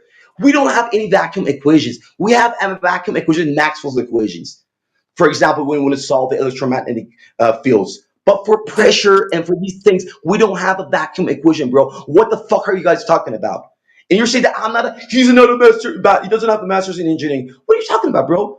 In masters in engineering, they don't study these crazy stuff that you guys are talking about. They don't study about the vacuum of space. We don't have a single formula that it talks about the vacuum of space. What is a vacuum? Can you just give me a fucking formula for vacuum? Can you do that? Okay, Any of you Kasra, guys? Kasra, take it easy, please. All right. If you start using cuss words, I'm not going to engage with you. But Exactly. the question asked was what is the formula for a vacuum? So vacuum is defined by zero pressure. That's one way to define it. And Just if say, you have an say exponential fucking. ex- What is it? What is As it? if you What have is an it? Let ex- us speak, Kasra, please. I had if you one. have an exponential expression for pressure, the exponential asymptotically tends to zero as x or height or whatever goes to infinity. So the vacuum would be next to an amount of gas with a tiny amount of pressure, dp over the vacuum. That will be over an amount of gas with the pressure of dp plus dp. That's how exponentials work. Once again, standard thing that's taught in engineering is how to use differential equations to handle exponentials and various other functions that differentially vary as layers go by. So that's pretty standard. So that's the answer to your question of what's the formula or what's the expression to a vacuum or how does gas stay next to a vacuum? Because what's next to a vacuum is a tiny amount of gas that's just a teeny pressure above the vacuum and so forth. And it builds up to sea level pressure by the time you get to sea level. Okay. Did anybody actually see any vacuum equation? I didn't see anything. Did anybody I heard kind of anything? He gave it to you. feel like he was I, describing I I thought it. I think gave What it Ed to is you. it? listed Okay. 5 or 6. I'm not talking about the vacuum equations and the Maxwell's equations for solving the electromagnetic wave. I'm talking about the pressure here. Yeah, Okay. he gave it to you. It was one of the first things he gave you. Where is it? Where is it, McToon? Michael, where is it? What is it? You tell Pressure me. equals Yeah, zero yeah, P equals would zero. be the equation for a vacuum. What's funny about that? You don't understand that? Pressure equals zero. What a differential equation is this, bro? You No, guys no, no, made. no. Oh You my asked me god. for an equation for vacuum. That's a very vague question. And pressure equals zero would be a way of defining vacuum. Ezra, can you stop making these outbursts, bro? Bro, are you Okay, bro. Okay, I'm sorry. I'm Dude, sorry, he's Rohan. in middle Okay, let's school. back to Just this give point. him some latitude. He's in middle school. No, no, no, no. You guys don't make sense. Okay, bro, Earthy. If I have a glass of water in a room, what the pressure in that room is doing in that water? Can you tell me? What is the pressure in the room doing to that Yeah, water? what does the pressure room is doing that water inside the glass? Is it holding down the water in the glass, or is it just doing nothing? Well, atmospheric pressure is pushing on that water in all directions. Exactly. So just imagine that water is the atmosphere, okay? Right? So there should be another pressure system upon this pressure system that will hold it down there. So if we're seeing that atmosphere is a pressurized system like a glass of water, Because if the glass of water, the pressure at the bottom of the glass of water is much higher than the surface of the water, right? Rho GH, okay, rho GH, as I said many times. So it's going to be a differentiation between the pressure within the glass of water, up and down, bottom to top. Okay. Now, once you reach the top of the water, there's another pressure system, a mother pressure, which is called P0, or the ambient pressure, or 100 kilopascal atmospheric pressure, whatever you want to call it. That thing is holding that water down there. And how we know that? Because if I start decreasing the pressure of that room or the atmospheric pressure, the water will start to evaporate. So this will tell you that if you're saying that there's a P0 up there, okay, if there's a P0, and this is not a differential equation, by the way, and this is where you guys, I don't want to say that you guys are kind of be acting like a clown, but to be honest, if this wasn't a scientific equation, P equals 0. At least you should say P dot equals 0, something like that, not P equals 0. So if P would be 0, if mother pressure would be 0, if the pressure in that room would be 0, then you would not have a single droplet of water inside of that glass. Is that clear? It has nothing to do with it. So that's why we're saying that. Hold on. So that's why we're saying that the Earth should have another pressurized system upon itself in order to always have its atmosphere here downward, keeping it down. The same way that the 30 atmosphere seconds. pressure or the pressure room is causing that water inside the glass to stay in the water, stay in the glass. That's the All reason right. what That's water enough. will do That's that. enough It is an grandstanding. interaction. It is an interaction between gas pressure and gravity. We just explained it. And I don't think you understand how differentials work, by the way. Did you understand what I said? If I decrease I the air understood pressure of I that room, understood what's going to the happen? I understood the It has spirit of nothing your to do with argument, but gravity. it doesn't make sense. Okay. If you decrease the air pressure of a room, if you don't change the gravity, still the water will evaporate. Can you understand this? Is The that water clear? will evaporate, but if you give it enough Okay. time, there'll be a teeny gradient of that water pressure. It'll evaporate to water vapor. There will be a teeny gradient of water vapor in that room. By the way, the water evaporates into a room with zero pressure. The room's pressure will no longer be zero because the water vapor will now have pressure. So again, defeats your argument.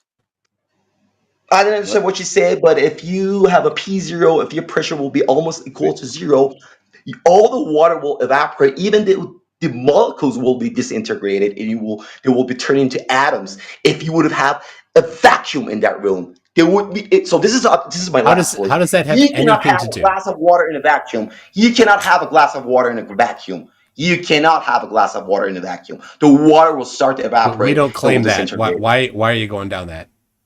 All right, I You're, think you don't claim that. So you're saying that there's a vacuum around the Earth. You guys are saying that the Earth is in a vacuum. No, you keep strawmanning us. We don't claim that there's a vacuum. Oh, so you We don't we have a claim vacuum up there anymore. we Okay, claim there's a cool. positive pressure everywhere. I made this clear earlier. Maybe you weren't listening. There's always a positive What about pressure Maxwell's every. equations? Sorry, What are you going to do I with was in the Maxwell's middle. equations? I was in the middle of my sentence. Just shut your face hole, dude. All right. You have zero self control. There is no area of zero pressure, and Earthly Skeptic went over it for you earlier. The limit. I'm not going to repeat it, but the limit. So you keep touching the vacuum and all these things. There's no exact vacuum, and he did give you the equation. So asking for the equations again will just make you look foolish. So what is the equation? What is it? Is it P equals 0? You want to say the same thing that Earthy I said? just P said equals no, 0? we That's derived what. That's all. you look foolish. That's we all you guys derived the said. Yeah. differential equation in detail. You simply asked me at the end of it, what is the equation for vacuum? I said P equals 0. That just defines a vacuum. But we did go through the equation derivation in detail. And if you look up the chat, it's in the chat. I'll be happy to paste it again if you like. At least say P dot equals 0, bro. You're claiming that yours. I don't know. What What is did you P dot? study, Earthy? What is P dot, by the way? P dot is the derivation of P respect to time. At least say that to be like There is no at time least say that, involved. There is no time bro. involved here. It'll Don't be don't DP. use algebraic equation. This is an algebraic equation that you're saying P equals 0. That's just very naive. I did Okay, I derive and think that you guys are integrated a cooked. differential I think you equation for guys are you cooked. before. I gotta go. I gotta go to work. It's okay. 7 o'clock here in the morning. Uh, All right. anyway, it was nice. It was a new showroom. I think I made my points, Take care, cousin. and it was cool. Anyway, guys, take Take care. care. Bye. Thanks, Kazra. Thank you, Kazra. All right, thank you. I just want to end by saying that a differential equation was asked for, it was provided, it was integrated, a formula was obtained from that, which approximates the atmospheric pressure to a very good approximation. And he still goes about saying, I didn't provide a differential equation, and provides something that he claims to be the differential equation. So, anyway, thanks for the chance, though, to speak. Yeah, thank you. Thank you, Earthy. I just followed you. We'll allow you to pop by again sometime. Kirko, it's on you, Kirko.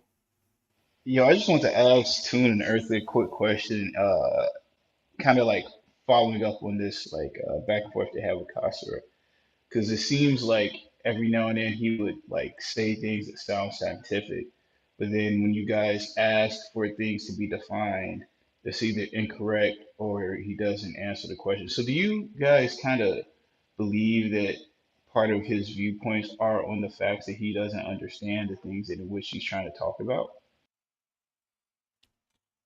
Yeah, That's a question, Michael Nerv. yeah, I was sniffing out some like he does have some background, but there's no way he has a master's degree in aerospace engineering to be that confused and not be able to even understand when I say give me a prediction for the downward acceleration. He goes back to the kinematics. Like that's high school stuff. It's good. It's good. Very, very few flat earthers can actually. He's probably the first one that actually understood kinematics and could cite the formula. But that I kept saying that's not what I'm asking for. I'm asking for the prediction, right? So I can do it using gravity, the radius of the Earth, the rotation of the Earth, and get using just some rather basic high school level math. I can get within 0.1% of the measured downward acceleration. But there is no prediction. And he's like, we'd have to talk for hours. No, you wouldn't. If you had it, you'd just give it. No flat earthers has done it ever. I have a $10,000 challenge. What I was asking for would have netted him $10,000 if he could have done it. And so the number of hours spent, somebody should just go get that $10,000. I'll link my challenge in the chat there. Anything from you, Earthly? He told you he had a master's? He told me something different. He said it was something that he did in his free time, but he didn't. That wasn't what his field was in college.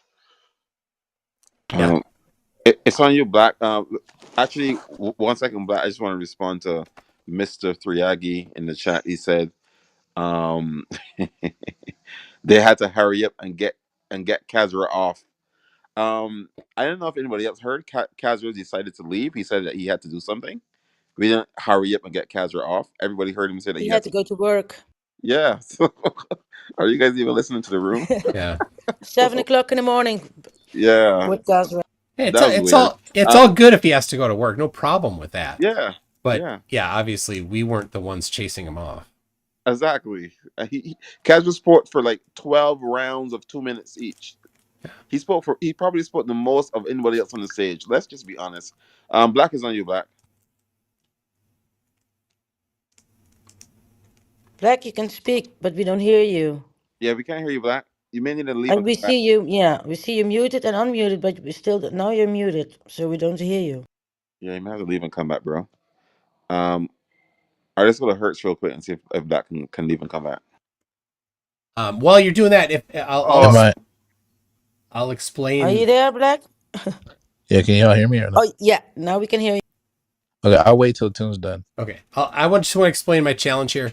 My challenge is $10,000. I have the money already in escrow, so somebody else is holding it. I have a contract with this other person to pay out if somebody completes the challenge. The challenge has been written down. I cannot change it, and it includes an option for independent arbitration in the challenge. So if I disagree and you think I'm wrong, you can just simply say I want the independent arbitration, and then that happens. So I put the link to the challenge there in the chat, and it's what I was asking him. It's provide the formula for the downward acceleration, the magnitude of the downward acceleration for any position on the surface of the Earth, and we will compare them to actual measurements. And there have been measurements for decades to 9 significant figures. And I intentionally don't even use a really strong prediction method because it doesn't need to be. And number one, number two, because it only uses high school level math, and I'd like to be able to keep it rather basic if possible. So it includes in there, I think, a link to the my prediction method. So all you need to do is beat gravity. You need to be closer to the measured value with your prediction than gravity is. That's it. And if you're closer, you get my 10 grand. But a year and a half, I think I've had this out, or it's been a year. Nobody, no takers. Nobody's even tried. It's free to try. And how to enter is just send me an email. How to enter is in there. And what you need to do, send me the method. But nobody's even tried. So all those hours spent talking and talking in echo chambers, and nobody can do it. It's very telling.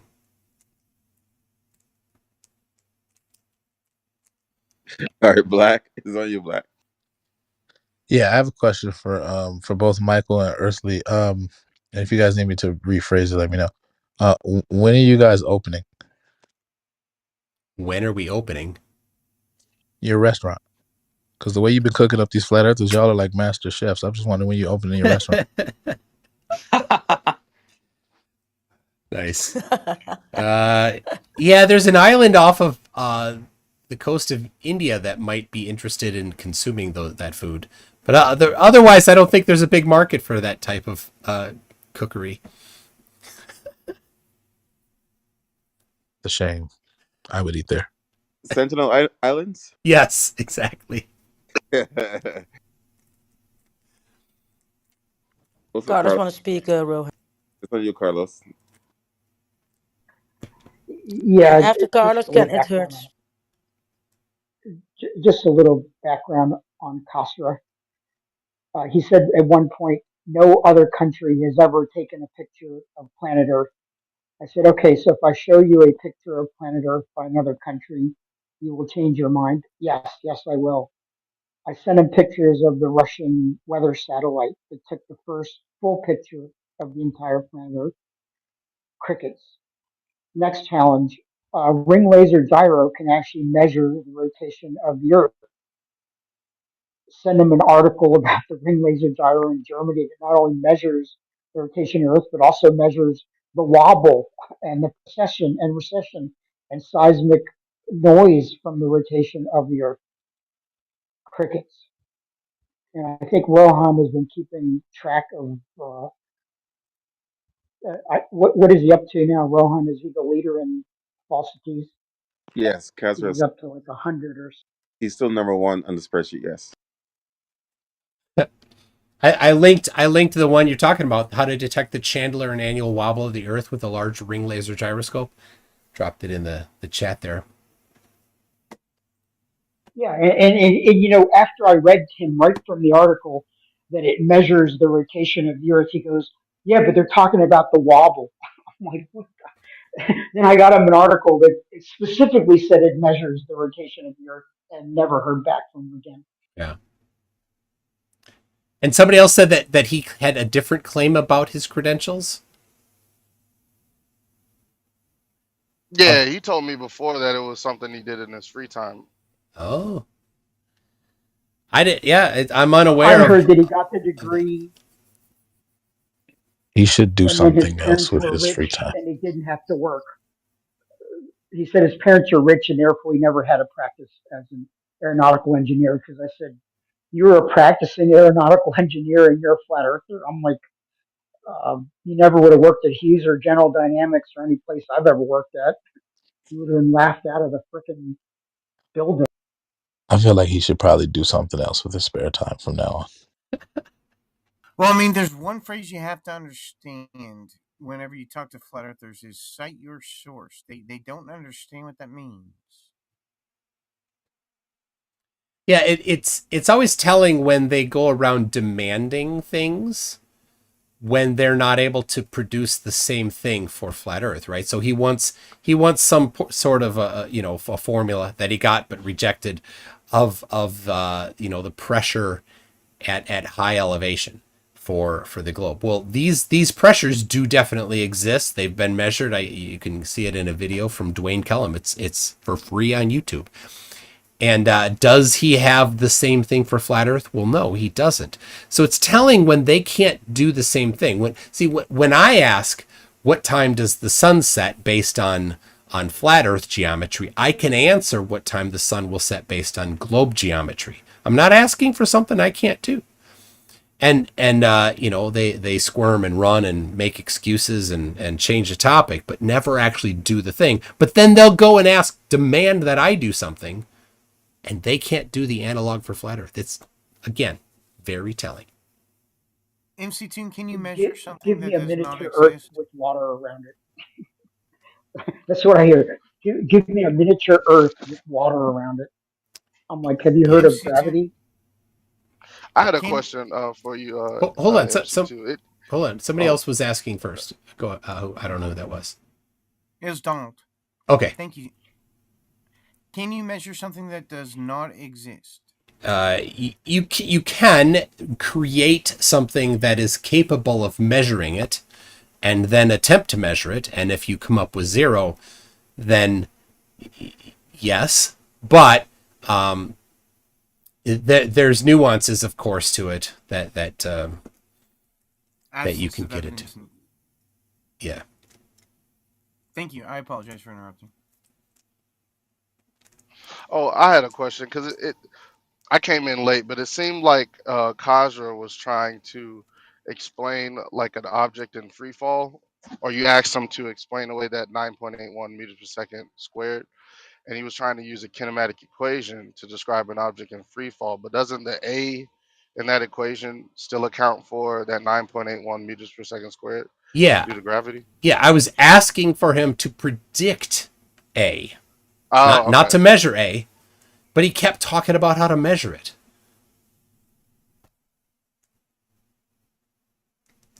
Yeah. You got anything, Bert or Teddy?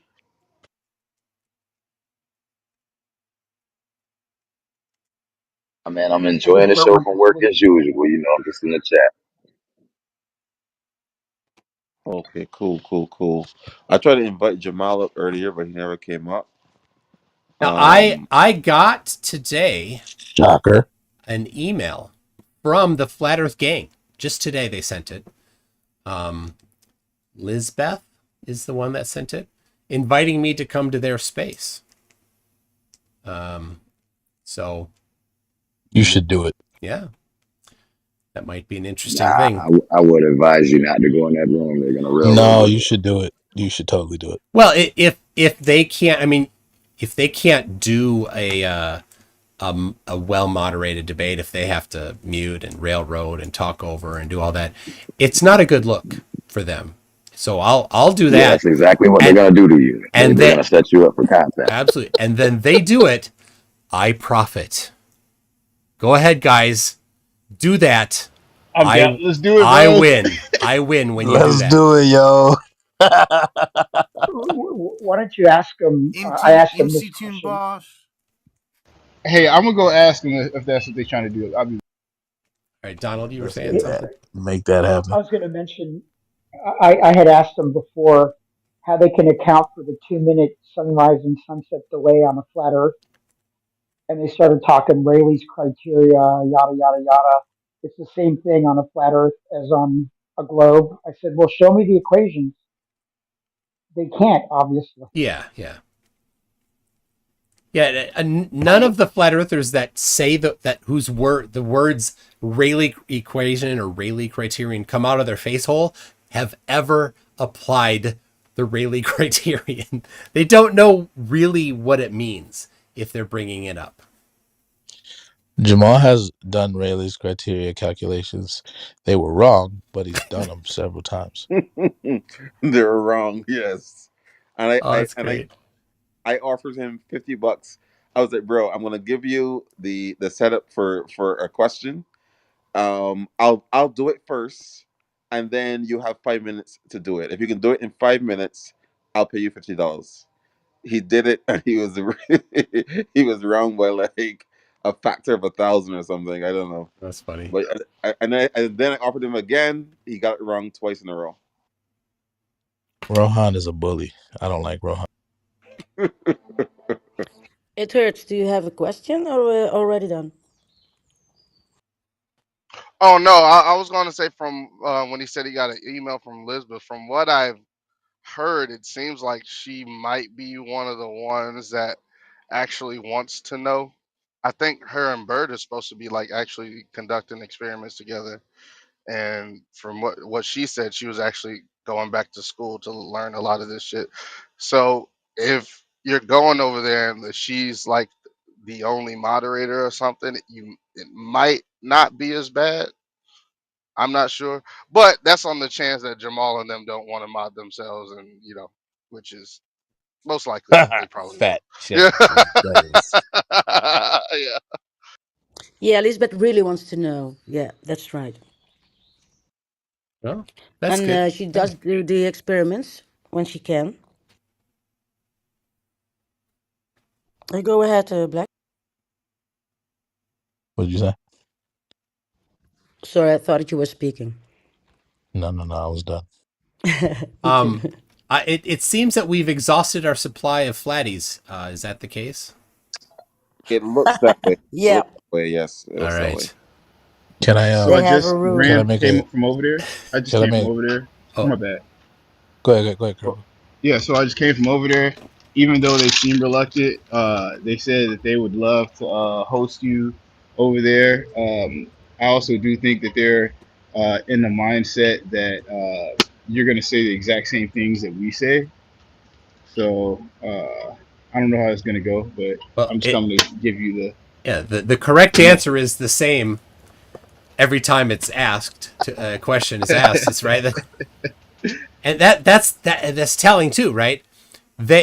There's a dozen different explanations for the same phenomena for flat Earth, depending on which tribe of flat earthers you talk to. That's not a good thing. That's a sign that they're wrong. Allegedly. They talk as if it's some sort of a benefit. Well, we're not all the same. We don't have the same answers. It's no. If the Earth were flat, it would all be the same. The same answer. And who was it that was saying that every explanation that they come up with creates conflicts in some other portion of their model? Was That was that me. that's a fantastic observation. I have encoded that in the laws of Flerf. That's the fourth law of Flerf. Every attempted Flerf explanation for a phenomena contradicts some other Flerf explanation for some other phenomena. Or how about Kosser saying that perspective changes things always the same way from all sides, and we're like, no shit. You know, Yeah, that you're not helping I flat. couldn't understand why he kept arguing that. My favorite Cosmo quote was when he said, "We believe in gravity." I went, "Word? Since when?" And and then he was saying that the sun doesn't disappear from the bottom. Well, actually, I was so confused by what he was saying there. I was confused, so I'm not sure. Yeah, I'd have to say it was when he was talking about, I think it was Earthly, and I think what Earthly was saying is like you could substitute a unit in an equation as long as you have a way to do that. Like if you want to go from grams to some other unit, like moles, you can do yeah. that because you can turn grams into moles. I think that's what he was saying, and then like he went to like the P dot shit, and then he's like, well, P dot has to do with changing time, and it's not relevant to this. And bro, when he said that shit, bro, I lost it. I didn't know that, but I lost it. Did he said you have to have another pressure system outside the pressure system, which of course that pressure system needs another pressure system outside that pressure system. It's pressure systems all the way down. Low key fact. Yeah, and yes, you could look at it that way because that's the whole point of a differential equation when you're doing the math on this. There's a varying pressure everywhere. Anyway, well, all right. Well, I'm One more going. question, please. One more. Sure, sure. Do you have any interest at all in the God not God debate MC2? Not really. Okay. Yeah, I listen to them. I'm a fan of Jason Brierly, who hosts the Unbelievable debate. He has for I don't know 15 years. I haven't listened to the debates there for a while, but if you're interested, he hosts very well mannered debates between people that are atheists and not atheists. So What's his name? Justin Brierly. Okay. He's British, and it's a podcast. So it's not hard to find. Unbelievable is the podcast. Donald likes talking about how he is atheist. I do know unbelievable. Thank you. I Okay. appreciate it. Yep. All right. Well, maybe we can start to wind down. Respect Michael's time and everybody else's time as well. I don't know, Michael, if you have any final thoughts. Any last not last words. Any final words for the space before we wind down? Um, yeah, that was great. I really did enjoy Kazra because all of the things he brought up defeated Flat Earth. His vanishing point paper, right? He gave the formula, and when you apply that formula to anything for Flat Earth, it falsifies Flat Earth. It's great. So I'm gonna see if I can find that paper. If anybody knows that paper, he said it was from 2014. I'd love to see it. Send it to me. You can find me. So people are wondering what's this platform? It's Clubhouse, and there's a link to it in the description of the YouTube video here. It's a primarily a phone app, but I have on my screen here, I have what's called Club Deck, which is the desktop application for it. It's pretty good. So I think are most of you on phones? Yes. Okay. Yep. Yep. All right. So the I'm interface on is Club Deck. I'm right there with you. I'm on Club Deck. okay. All right. The interface is drastically different because of it. So yeah. Thanks. So It's been great. yeah, man. Yo, thanks for coming through. Black, you got any final thoughts, Black? Yeah, just as usual. Thanks, Tim, for coming. I think this was more of a success than last time. Yeah. Thank you for executing the plan we devised perfectly, and I sincerely, strongly encourage you to go into the Flat Earth Gang. Go with be the away team, be the visiting team, and go into their territory and see how much different and how less of a great conversation you'll end up having. I've been Yeah. there for months, dude. Appreciate that. Any final thoughts, Miss Nancy? Thank you so much for helping out. Yeah, thank you so much, you two, Rohan and Black Muse, for asking me for 2 months. And Michael, to McToon, thank you so much. It was an honor to work with you again. Yeah. Thank Thank you. you. Okay, awesome. All right, well, we can wind this puppy down. Earthly, thanks again. If you have any final thoughts, Earthly, that you missed us, No, fantastic. not at all. Thanks for having me on, and it was fun. It was fun interacting with the flat earther for the first time, actually, for me. Oh, Oh, this is your first time. Okay, wow. All right, well, I guess we can wind this puppy down. Michael, again, thank you, man. I learned a lot from you today. I learned a lot from you, Earthly. This has been pretty cool, and hopefully we can do this again sometime. Black, appreciate you hugging this whole plan up, bro. You do what you do in the background. Stay scheming, stay scheming. Well, I was just about to say you did what you did, and it was good, and you did it. You're I have a playing chess in the question. background. 40 chess. I want to shout out to Earthly for cooking Cosmo like a turducken for like 30 minutes. That was hilarious. Oh gosh, it was nothing. that was Are good. Earthly John and Michael related, or just they happen to be in the same room? I know Michael was here as a guest, but I was curious whether John and Earthly know Michael. Just out No, of I don't curiosity. know anybody in this community. I just recently found out that people believe in flat Earth and just got interested in the psychology and the arguments of that. So, coming from a science background, that's uh, very interesting to observe. So I that's my remember background. ending that here. that I met Jane yesterday. She invited me, so I came. This is I'm a about to conversation add we can both of have. y'all. Let's be friends. Yeah, I added you guys if it's okay. I found Flat Earth through Clubhouse and I was like, I can't believe people believe it. And I went into the room thinking, well, maybe if you try to speak logically with them, they would understand. They didn't get But there I through quickly logic. realized, Logic isn't going to get them yeah, out, mostly. they would ask for evidence. And you guys have been through this, right? Where they're like, well, show us this. Like, prove to us that surveyors use rotation of the Earth. I give them a manual from Leica, you know, surveying equipment with a chapter on curvature of the Earth, and then they're like, yeah, but how do you know that's actually what it's doing? I'm like, I said I worked on missiles. We take the Coriolis effect into consideration when we're firing long distance missiles. Well, did you program the missile? I'm like, what the fuck? I couldn't Yeah. believe it. It's the Well, infinite so regression of I don't believe it. Well, I was kind of laughing when he was talking about you can't falsify gravity. And, Yeah. I'm happy to let you do your thing, Tune, but it was like, I was just going to say, you do understand that if we grant you to falsify gravity, you now have to supply a whole new mechanism for planetary and galactic motion. Oh, they just say it's just lights in the sky. They're embedded in the firmament. so Falsification is independent of hold, of hold on, so hold on, hold on. w- Plato. Rohan. one What are you thing. doing? What? Rohan, what are you doing? What are Sorry, you doing, bro?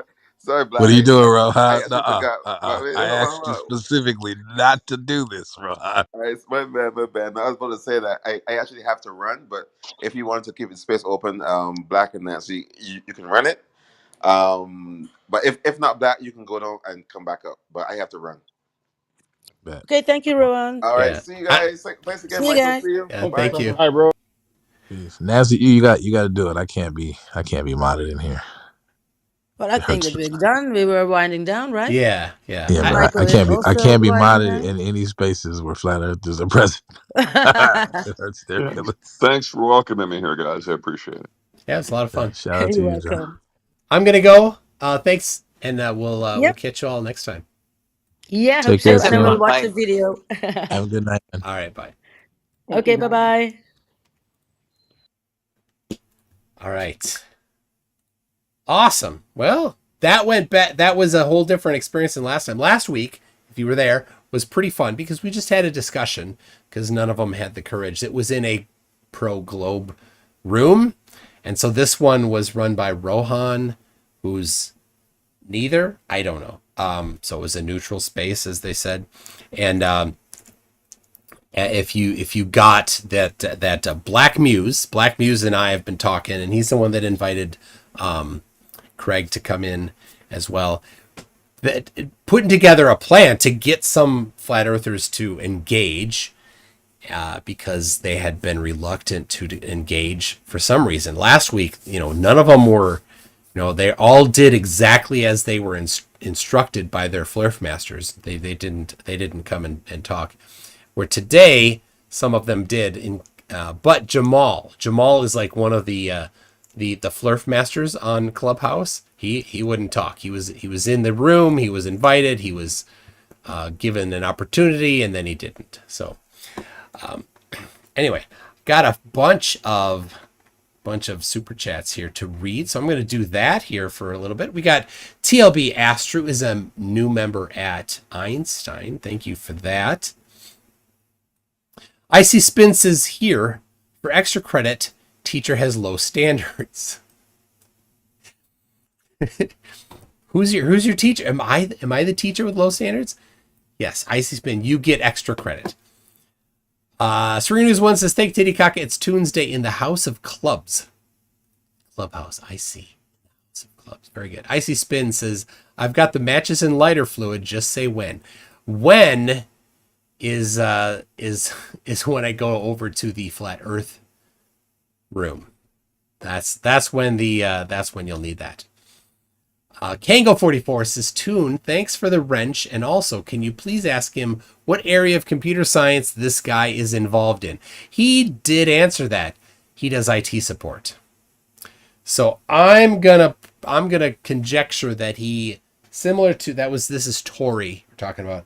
I took notes. Kazra definitely does not have a master's in aerospace engineering, and Tori, I don't think has a degree in computer science. I don't think he took calculus.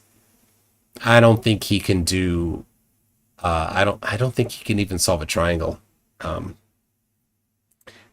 So what does he do?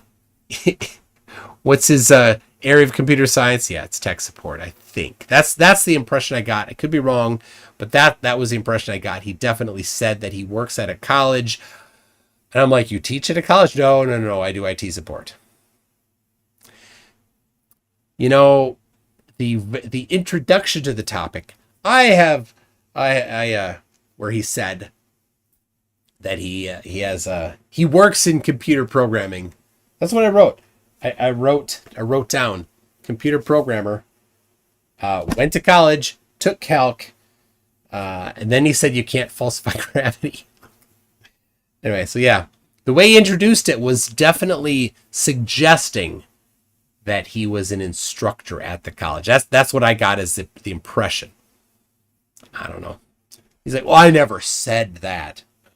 Yeah, you didn't, but that was definitely the impression. Kango44 says 2024 SpaceX launched a Starship, a spaceship that's larger than the Statue of Liberty. Its booster landed back down on the ocean. A few days later, a grown adult is struggling with sunset. It's every time. Like let's apply the, how does the sunset? Well, it's the vanishing point. It's Rayleigh criterion. It's this, but hold on a second. It could never get close to the horizon. What do you mean? Of course it. And I was too generous. So remember I said it was like 15 degrees from Minneapolis. It was more. Hold on. So it's on my website. If you just look up sunset on flat Earth, and then there's a page here. I'll give it to you right there. But you want to see it? I'll put it up here on screen. Let's get it here. Where'd it go? Come here. There we go. So sun minimum angular elevation. So here it is, Minneapolis. So this one I did just taking 3,000 miles, right? Not based on any measurement that I did. It's just based on the claims that flat earthers have made. Rowbottom has said they've given different numbers. That's the other thing. They can't give one stinking number. How high is the sun? Dubé has a number. William Carpenter has a number. Gleason has a number. 3,000 is the number given by Wilbur Voliva. So anyway, and like I said, I measured 3,105 on a certain day from a certain location. It's different for every location. So whatever. It won't work no matter what. So right here, here's I did on the solstice. On the northern solstice. So this is in June, right? The northern summer solstice, the Tropic of Cancer, 23.5 degrees north latitude. It will be directly over the Gulf of Mexico, 1,486 miles away. The angle doesn't match. At local solar midnight, the sun is directly over Myanmar, 7,676 miles away. Plugging into the triangle calculator, we get an angular elevation of 21.35 degrees. So in a couple days from now, this is the flat Earth map from Minneapolis on the 21st of this month. This is where the sun is over flat Earth. So we know the distance between Minneapolis and where the sun will be, the GP of the sun will be over Myanmar. 7,676 miles. And using 3,000 miles high sun, it can't be lower than 21.35 degrees in the middle of the night. This is the critically important thing. This isn't 6 hours after local solar noon. This is the middle of the night.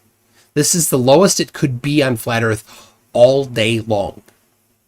Yet it sets.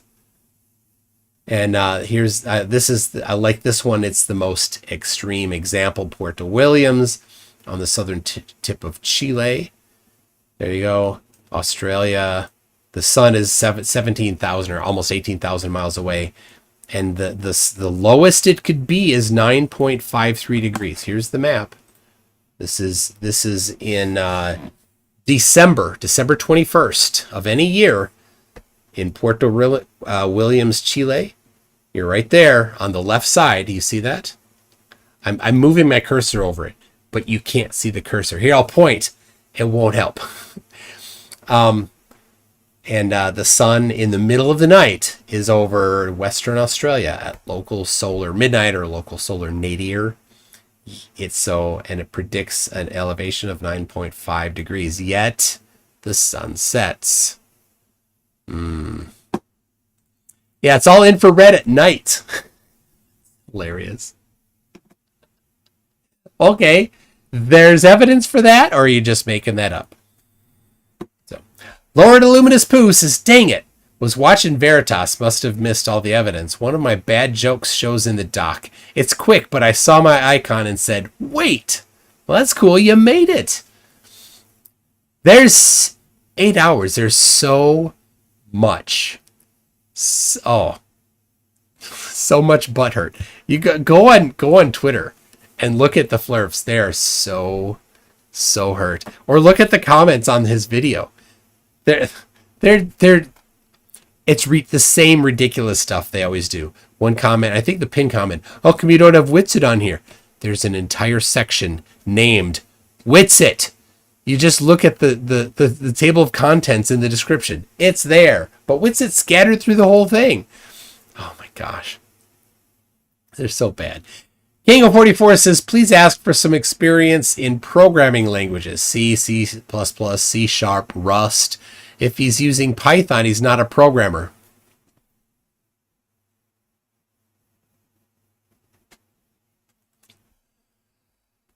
What the hell? Kango. It's if he's using Perl, he's not a programmer. I can't believe you said that. I thought, Kango, I thought we were friends. I thought, but I was wrong. Yeah, rolling my boulder. He's like, wait a second. He does Python. Who doesn't do Python? It's easy. It's basically you just say the word, you say what you want to do, and it's that, and write it out in a mathy way. You don't even need semicolons. And Baba Ali Cobol, Cobol. Are you serial? All right, Kango. We're gonna have to make amends somehow. Axis of rotation says I'm late. Did I miss the flat evidence? No, you didn't miss any. Icy Spin says Sokotoa was Pocahontas's niece, right? I think that's, yeah, definitely. Yeah. Lord Illuminous Poo says, hell, I make so many one was going to show up. I make so many one was going to show up. I don't know. Those words didn't quite come out yet. Right. Lord Illuminous Poo again then says this line is called the horizon. It's the end of sight because the land curves away. Yes. How? All the others, how? It makes nothing. It's just word salad. Slithery is a member at Newton. Thank you for being a new member. Lord Illuminous Poo says, remember, you can lead a horticulture, but you can't make her think.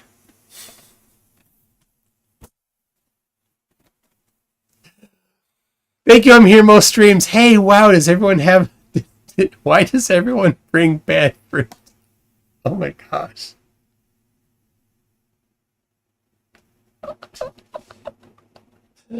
Oh my gosh. That's great. Yeah, yep, you got me to say it. Tim Tully says I was bitten by a radioactive lawyer. Now I have the power of attorney. Oh, that's good. Lord Luminous Pooh says my mom is a mermaid and my dad is a minotaur.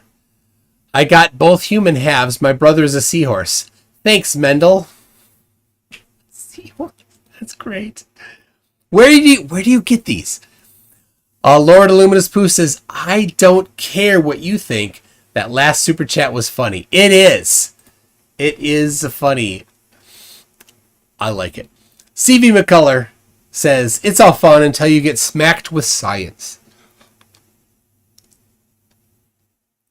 Lord Illuminous Pooh again comes in and says, I know I have to fit into a group when a new person sees me being weird and goes, what's with him? And the response is, oh, that's just Pooh. It's like, you're Lord Illuminous Pooh, but you know, there's a beloved cartoon character who is also Pooh. And if you ever like you see like a kid blanket that's got this beloved character on it, like a baby's, an infant's blanket, you can look at that and go, oh, this blanket has Pooh all over it. Winnie the Pooh. You see Winnie the Pooh. There it is. CV McCullough says, why do flat earthers not know how to shut it? We're not kids. Yeah, he got more, was it Tori or okay, Tori and Kaz were both. They kept like, they couldn't just stop. And there was like two times I intentionally jumped in. I do that on purpose to get modded, for them to have a chance to moderate me. Right? I'm testing them. They should moderate me, and it takes away the complaints of the other side. That's why I'm doing it. Right? Gives an opportunity to say, oh look, they were being fair. So, Lord Illuminous Winnie the Pooh says, sorry, but Brian called this out. How do you make a dead baby float? Add ice cream and root beer. Jeez. I don't know who Brian is that called it out, but that's, oh my gosh, that's funny. Lord Illuminous Winnie the Pooh again says, Titanic, an 80-year-old woman on her deathbed not remembering her family, but that one time she got boinked real good. Yeah. Lord Illuminous Pooh again says, Twilight, the romantic tale of a young woman choosing to be groomed by a 100-year-old pedophile instead of committing bestiality. I can say this. I have only accidentally watched the first movie.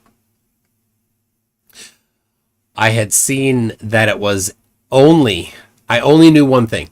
It was a vampire movie. I'm like, I like vampire movies. And my wife, I'm like, hey, you want to watch this movie? She's like, I don't know. I think she read, I don't know. She's like, okay.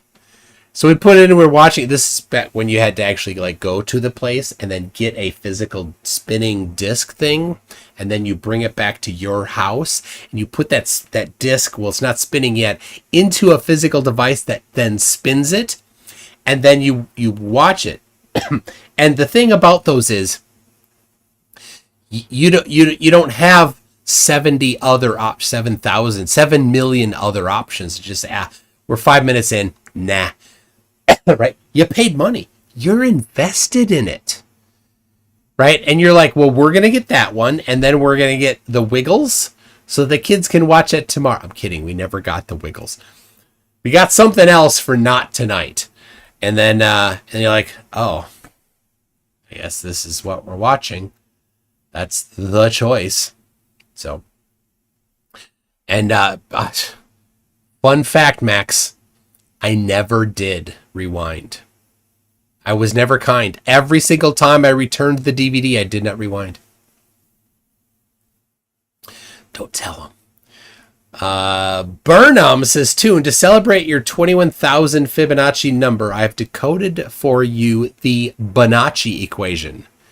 8 equals D plus P. 8 equals D plus P. Does the P stand for P? I don't know what the D. Yeah, it should have been Blade Slithery, but I don't think she was going to go for that one. I've watched Blade. I like that one. I don't know. I don't know what that means, Burnham. You're going to have to explain it to me, but it is the Bonacci equation. So yeah, in case you missed that, I have surpassed 21,000 subscribers. I haven't on this channel. I don't do a celebration when I hit 5,000, 10,000, 15,000. I do a celebration on the Fibonacci numbers. So the last time I did a celebration was 13. The next one will be, I don't know, 40 something. So, but I've also thought about doing like 2 of them, doing the Fibonacci numbers on multiples of 1,000 and the actual Fibonacci numbers. But then I'm like, I don't know. Is a whole ton of I reached some milestone celebration live streams is that interesting? I don't know. Sure, because then we'll do an invasion, or we'll do a call-in show, or we'll do those things. I think it's cool, but oh my gosh. Aldebaran 4 says I recorded all the MST3K episodes on Betamax. That's dedication. In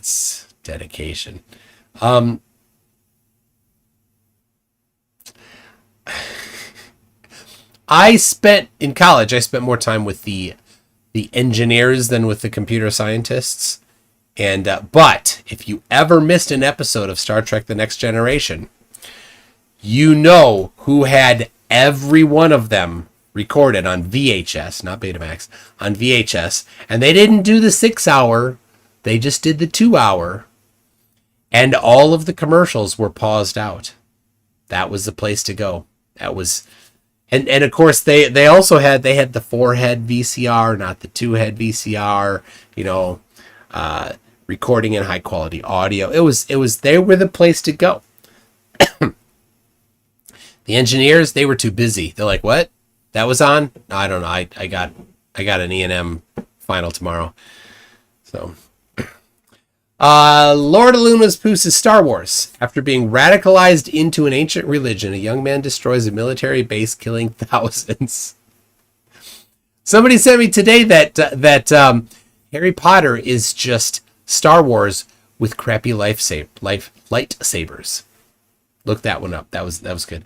Melodic Lyric says somehow Flurf still doesn't understand if his model conflicts with reality. We don't really toss it out. We don't toss reality out. Yeah, reality still wins. That's your only right. The model matches. It has to match reality as closely as possible. And one misunderstanding, we falsified the radius, is just a misunderstanding. You didn't control for confounding variables.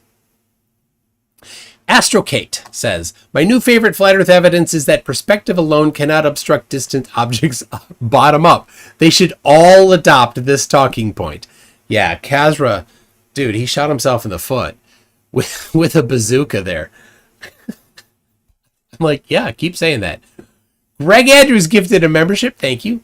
And then Greg Andrews says, I'm not rich, but I want to support you. So thank you very much, Greg.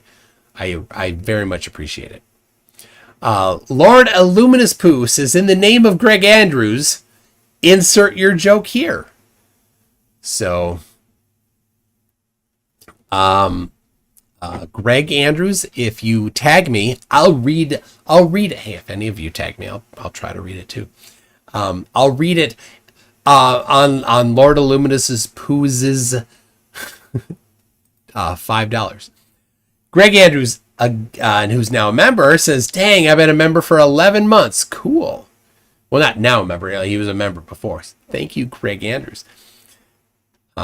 Melodic Lyric says, please ask him the second derivative of x squared. So my guess is that he could probably get it. I think so. He was following along with Earthly Skeptic pretty well when he was doing a little bit of that stuff, doing some differential equations. I don't know. In case you're wondering, I see Earthly Skeptic is in the chat here. Earthly Skeptic, there have been multiple flat earthers. Everybody else is welcome to this information as well, that have claimed credentials. They're like, there was a guy, Trey Hutchinson, who claimed he was a mechanical engineer. And I'm like, oh, cool. Well, what engineering math book did you use when you studied electrical or mechanical engineering? He's like, oh, this isn't about my classes I took. I'm like, oh, you got defensive real quick. I'm like, I used, where is it? I got it right here. I hold it up right here. And he's like, oh, I'm not talking about my, yeah, he didn't take it. So later in that same stream, I asked him, well, what's the derivative of x squared? He's like, he didn't even know what that meant. So here you go. Vegetarian is an old Indian word for bad hunter. It was sitting on top of the book. That's why I have it. All right. Also, Treycation. He's called Treycation, not Trey Hutchinson, because he was reading an article about Antarctica and how halite is ubiquitous. He thought that meant Antarctica was made of halite instead of being everywhere. And then he read, sodium is the major cation. I said, what? Hold on, read that again. Sodium is a major cation. What?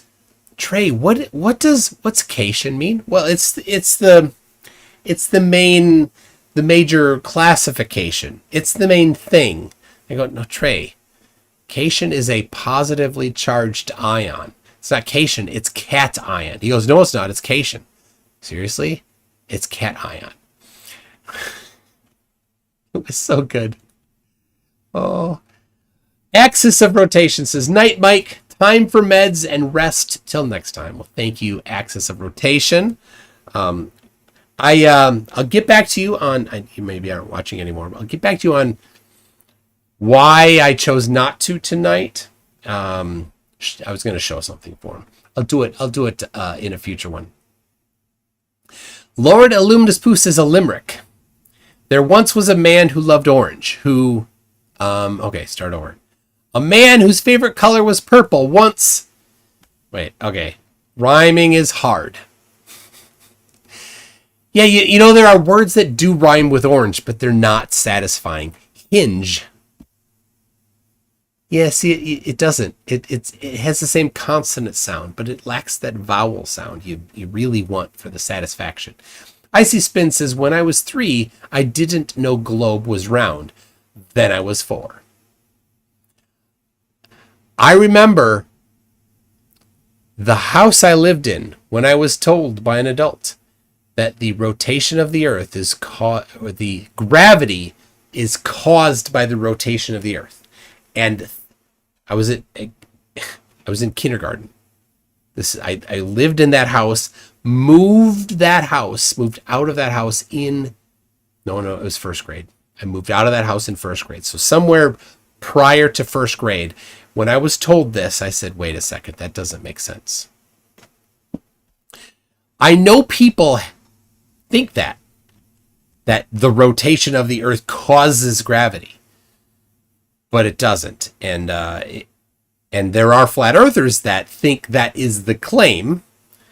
And, you give a little bit of credit, but if you're going to come in and claim that you're smarter than all the physicists on the earth, you're going to need to get all of those things right. You can't be wrong about that kind of trivial stuff, because if you don't get that part, then you're not tall enough to ride the ride. So, Icy Spin says we serve flatty patties. Talking about cannibalism again. Rick 2 Bits does a $1.99 super chat, but no message, so thank you for that. Let's see. Icy Spin says MC Toon started physics in first grade and everybody stood up and clapped. I started physics? I don't know. I loved physics in high school. That was such a fun class. The experimentalizations that we did. We did he had an evacuated tube with a feather and I don't know, a ball bearing or something heavy in it, and flipped it around and saw that they felt the same rate. But my favorite experiment that he did was he had a tube, and at the end of the tube there was so he put a I don't know what it was, probably a ball bearing in the tube, and he blew. And then the ball bearing went out and it did a parabolic arc to the ground. But also there was something at the end of the tube to cause an electrical conduction, probably a normally closed switch that then got flipped to open, and a magnet holding it, the same type of ball bearing right next to the exit of that tube. So that dropped straight down at the same time as the other one fell in the parabolic arc. And the intuitive, like if you just think about it at a surface level, the intuitive thing is they're going to hit at a different time. But when you think about it, so when they're like, well, I see Earth is flat, like, okay, so that the surface level, kindergarten idea of things, that's all you're going for there. But when you think about it more, yeah, they're both accelerating down at the same rate. Just because one's moving to the side doesn't change the downward portion of it. So, Icy Spin, what drew me to electrical engineering besides gravity? I was very interested in computers. I wanted to do something with computers. So I thought, well, engineering. So I had considered going to Milwaukee School of Engineering to study computer engineering is one of the courses that they offered there. When I went to college, I'm like, no, electrical engineering I think is more applicable. Computer engineering is kind of a vertical. And I didn't want to be strictly in that vertical. So I studied electrical engineering. But in the end, I also studied computer science. And in the end, I'm like, dude, I don't want to do the electrical engineering stuff, right? So fast forward toward the end of my college, I'm like, yeah, that's not the stuff I want to do. I love the programming. I just want to do the programming. I don't want to do the design of those things. So, and like all the digital logic and things like that, the circuits and stuff, I loved that part. But much farther, I'm like, I didn't dig doing the circuit stuff. The analysis and things like that. It was cool, but I didn't love it. I loved programming. So that's why I'm like, okay, well, that's what I'm going to do instead of the engineering. So, Icy Spin says, got a better education would be my guess since you already loved programming. Yeah. I mean, what I would do, I would taking engineering classes and computer classes at the same time. So I'd go first. I'm like, I'm going to do my computer homework first because I like that. And then I'd go do the engineering homework and get into it. I'm like, oh, geez, let me go back to the computer work and I'm going to make it better. So I made the program better instead of working. And then I'm like, oh my gosh, it's midnight. Okay, I better get back to the engineering. So I did my grades were better in the computer stuff. So I think until the very end, I had a 4.0. There's like a couple classes at the end that I didn't get a 4.0 in the class. So that was about it. Lord Illuminous Pooh says, if James Hetfield performed the marriage for Miss Piggy and Kermit the Frog, he would be a pastor of Muppets. That's good. Funny, the name of the Metallica font is actually called Pastor of Muppets. So I've used that font. I have Pastor of Muppets installed on my computer. Slithery says it's turtles all the way down, but spells turtles the right way. P-T-U-R-T-L-E-S. Nick N says, did you see Dearth is now pushing a new crypto coin? Yes. The coin is called Dome. Yes, it's the Dome coin. Yeah. So yeah, he's pivoting. He's pivoting. He's protecting his grift. And so he's doing this new Dome coin because he knows once December hits, all of his stuff is going to start to crumble. His evangelism, his flat earth evangelism is going to hit a wall. So he's making up the new Dome coin. And so I watched part of the stream where he's talking about it. Now, it's important to know. Dearth is a non-practicing Jew, right? He has some nominal belief in a creator of some sort, but it's not orthodox. It's not in any realm, to my knowledge, reminiscent of any Jewish tradition or any Christian tradition. It's just, I think, from what I get, a generic, there's a creator. But his heritage is Jewish, to my knowledge. Now, Caleb, he is a big fan of the mustachioed German leader of Germany. He's Austrian, I know, from World War II. And I find that very weird.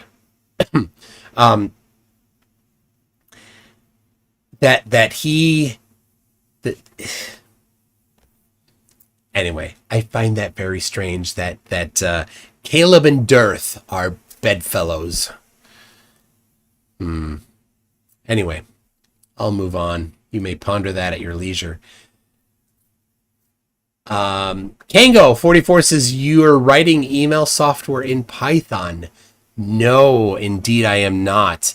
I think Ironport did in Python, and the problem with Python is it's not there. They don't have green threads, or it is green threads. They don't have native threads. So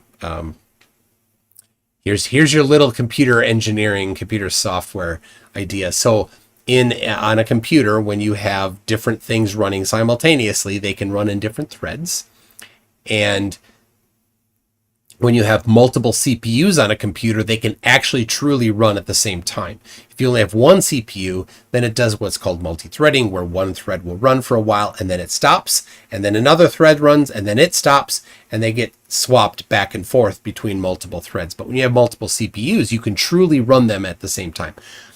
So if you have, before the days of multiple CPU computers, everything was truly just single-threaded in reality, right? They just took turns. So when Python was first written, the virtual machine, internally, it did the threading. They're called green threads. So the Python interpreter ran things in a thread.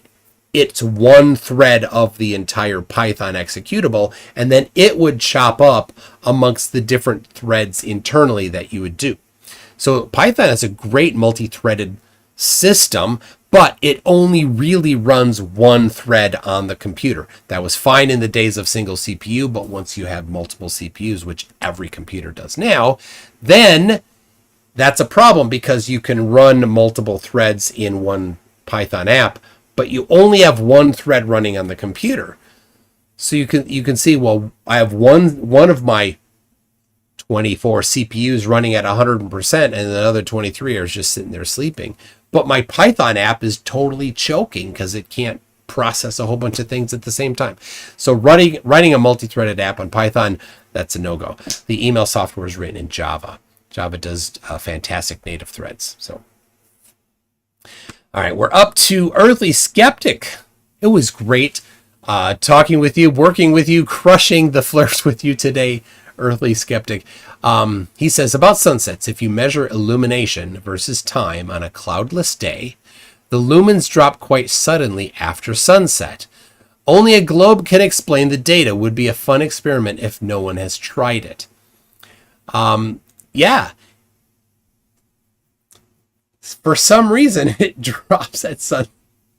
They're like, it's too far away. It's light. Like, this Kazra claimed to have a master's in aerospace engineering. Didn't know.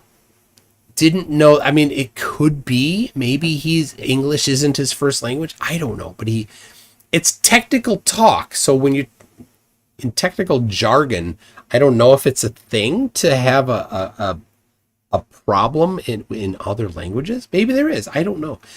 But the I see spin, it was Rohan that was the mod. Black Muse was like the guy that organized it all. So and Rohan was the excellent mod. So I mean, I Black Muse, I don't know, maybe is a fantastic mod too. So anyway, so for light, he said light what degrade, he said degraded, but like and Earthly Skeptic came in, he didn't say degrade. I don't know why I'm missing the word, but and Earthly Skeptic's like, well, it would have to go into neutrinos, and it doesn't do that. Light has zero rest method. Decay, yeah, decay. But he's like, well, inverse square law. That's not decay, you dingleberry. That's inverse square law. It diminishes. But then he's like, oh, but it gets absorbed through the atmosphere. That's not inverse square either. But flat earthers, they love to make up these different things for why the sun gets obstructed by the horizon that would not result in an obstruction of the horizon, right? If it's decay or inverse square law or obstruct or too much stuff in the air, it wouldn't exhibit that blockage at the horizon. It would exhibit that loss of seeing it wherever it is according to geometry. It would be above the horizon and it would fade out. If it was about somehow magically the inverse square law went to zero, which they think it does. They don't get the math, right? Then it would be somewhere above the horizon. It would just fade to, it's not there anymore. You don't see it. Or if it was the thickness of the air, thickness of the atmosphere, then okay, it would get it as it got close down to the horizon, I suppose. But you wouldn't see the blue sky behind it. You wouldn't see clouds behind it, farther away, like far, far away clouds. You wouldn't see this is the important one. You would not see the stars immediately above the horizon. The stars for flat Earth are farther away and not nearly as bright, yet you see them. I didn't quite get to that. I was gonna mention that, but he the conversation steered away from that particular one.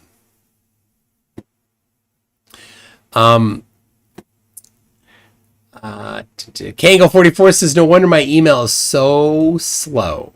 Well, I probably don't write the email filtering software that your email uses anyway.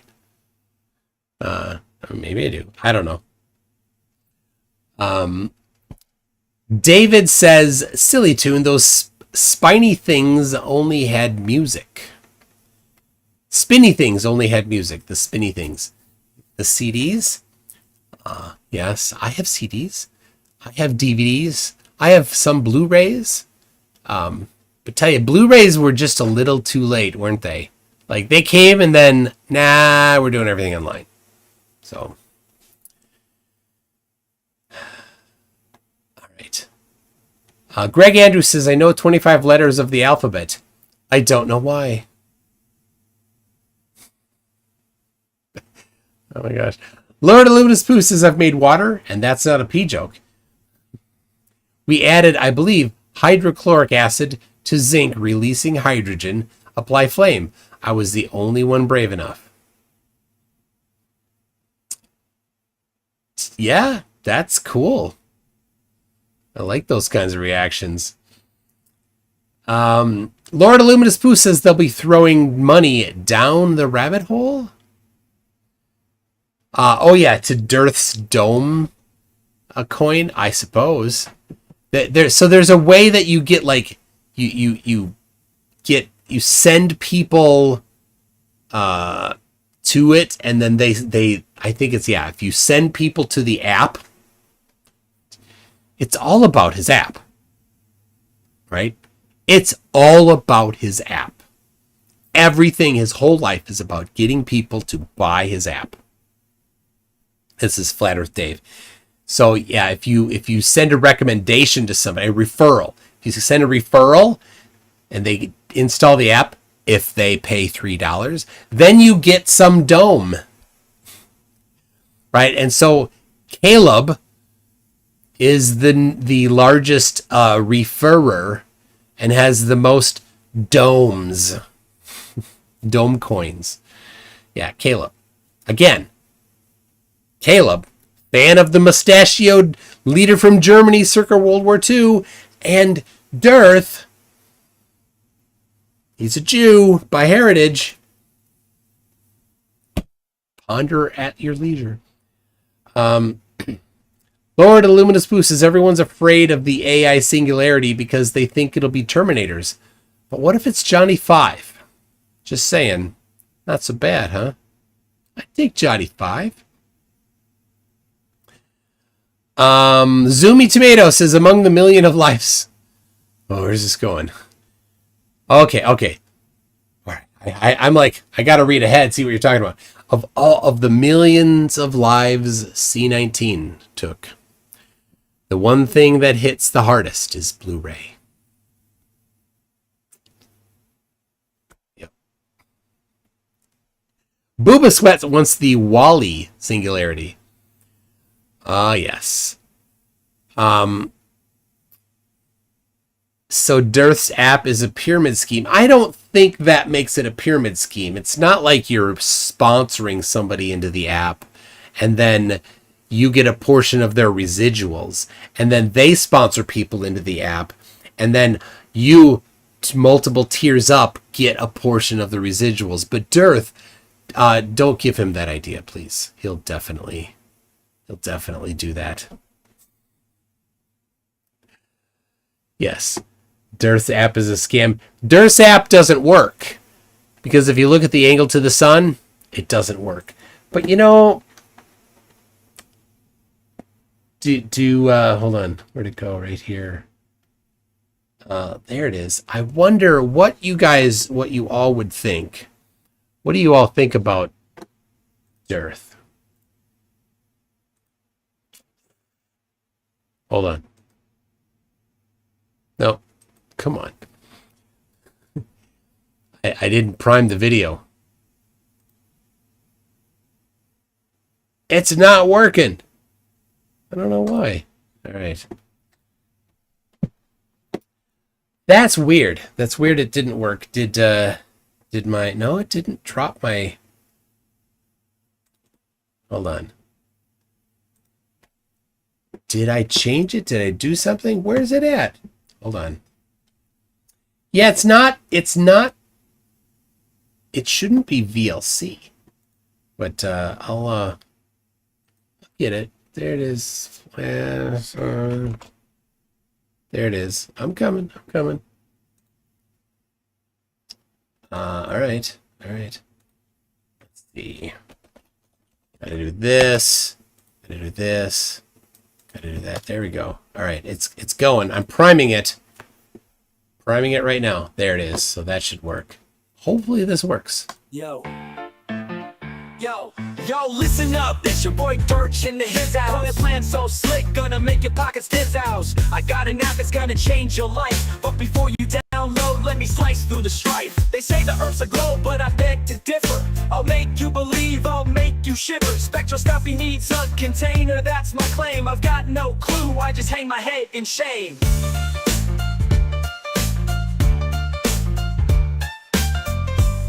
Yo, yo, yo, listen up, it's your boy Dirt H into his house. That's a whose house? Got a plan so slick, gonna make your pockets house. I got an app, it's gonna change your life. But before you download, let me slice through the strife. They say the Earth's a globe, but I beg to differ. I'll make you believe, I'll make you shiver. Spectroscopy needs a container, that's my claim. I've got no clue, I just hang my head in shame. But turn up, that's the light I'm preaching. Sell my app, it's what I'm seeking. Fake challenge, try your luck. While I'm laughing, pocketing a buck.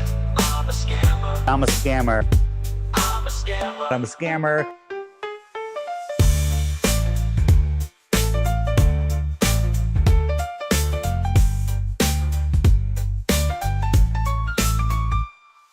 Flat Earth, that's the lie I'm preaching. Sell my app, it's what I'm seeking. Fake challenge, try your luck. While I'm laughing, pocketing a buck. I'm a scammer. I'm a scammer. I'm a scammer. I'm a scammer. Yo, Dave Weiss is a scammer. Talk about Antarctica, the icy place. I offered a free trip, dangled it in my face, but I won't go. It's not about thrift. I'm staying home, gotta protect my grift. I'm a scammer. I'm a scammer. Yo, Dave Weiss is a scammer. Talk about Antarctica, that icy place. Offered a free trip, dangled it in my face, but I won't go, it's not about thrift. I'm staying home, gotta protect my grift. I'm a scammer. Antarctica, that icy place. Offered a free trip, dangled it in my face, but I won't go, it's not about thrift. I'm staying home, gotta protect my grift. I'm a scammer. The scammer, I play the game. Gonna hustle hard, gonna rise to fame. But remember one thing, it's all a ploy to make that green, I'll be your decoy. So if you wanna join, come take my hand. But beware the tricks, it's all planned. Titrh, that's my name. In the world of scams, I got the fame.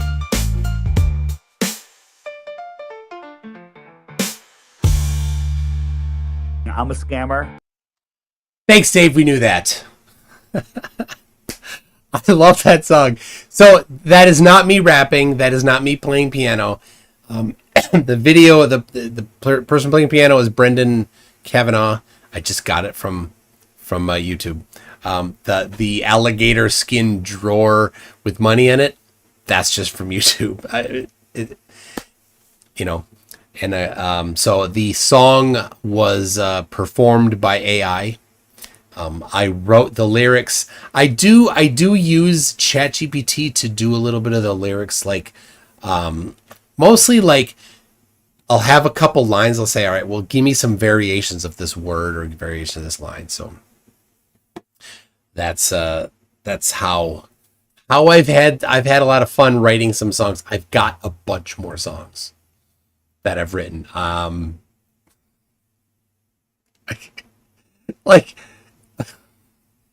Dude, you don't know. I've really enjoyed writing some AI generated songs. Yep. I'll put them together, but it takes a lot of time to put the clips together. So I'll do it.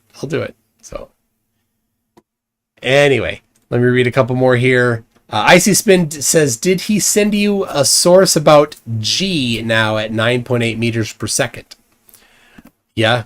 Well, he also said meters per squared second. Wait a second. That's not... Is that the same thing? All right. Dr. Nimrod wants... the link to that song, I published that song on both my channels.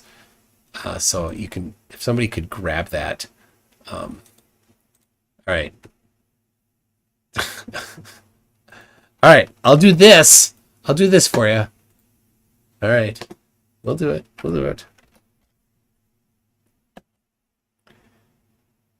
All right. Here we go.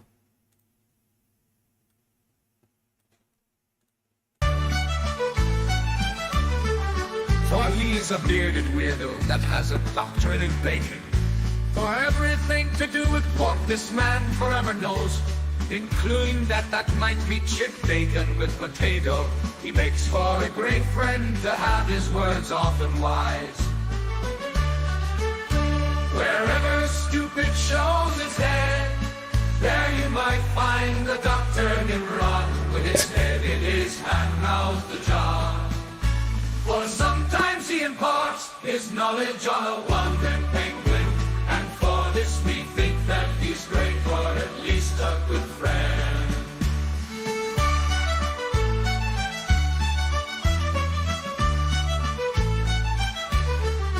Dr. Nimrod.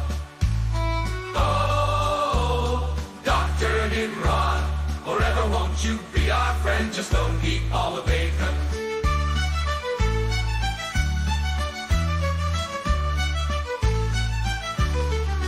Dr. Nimrod.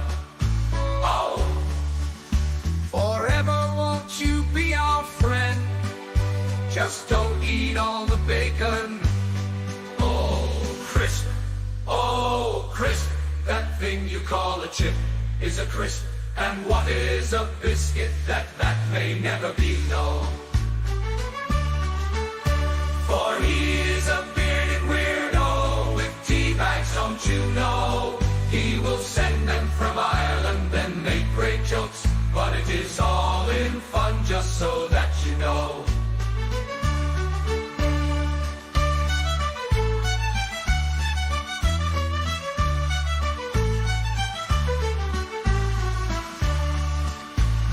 For he's a bearded weirdo with tea bags, don't you know?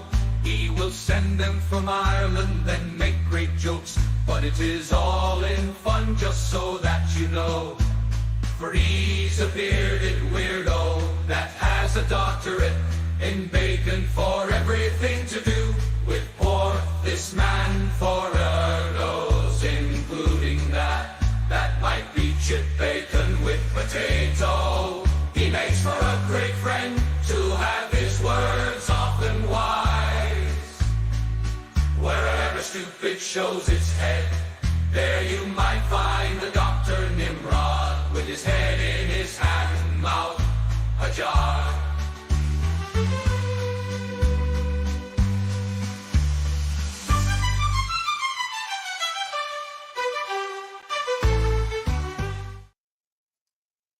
Amazing. As long as there's always bacon. Just got to make sure of that. Icy Spin says, did he send you a source about that? All right, I said that already. And so some people have said that meters per squared second is a linguistic thing. Yeah, yeah, but he didn't. He sometimes just said meters per second. Again, I don't think that's the type of. I don't think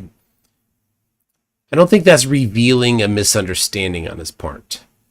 I think the revelation of his misunderstanding was when he was talking about the second law of thermodynamics, and he thought that the Earth was an isolated system. I mean, a closed system. I mean, it doesn't matter. I mean, why are you asking me this? It's an open system. So yes, I used there's Dr. Nimrod. I used Suno to make mine, and I don't know if that was Suno as well there. But it takes a bunch of iterations to get it to work. So it's not just you can just take a bunch of lyrics and toss it in, and it'll give you a song. But it won't necessarily be catchy.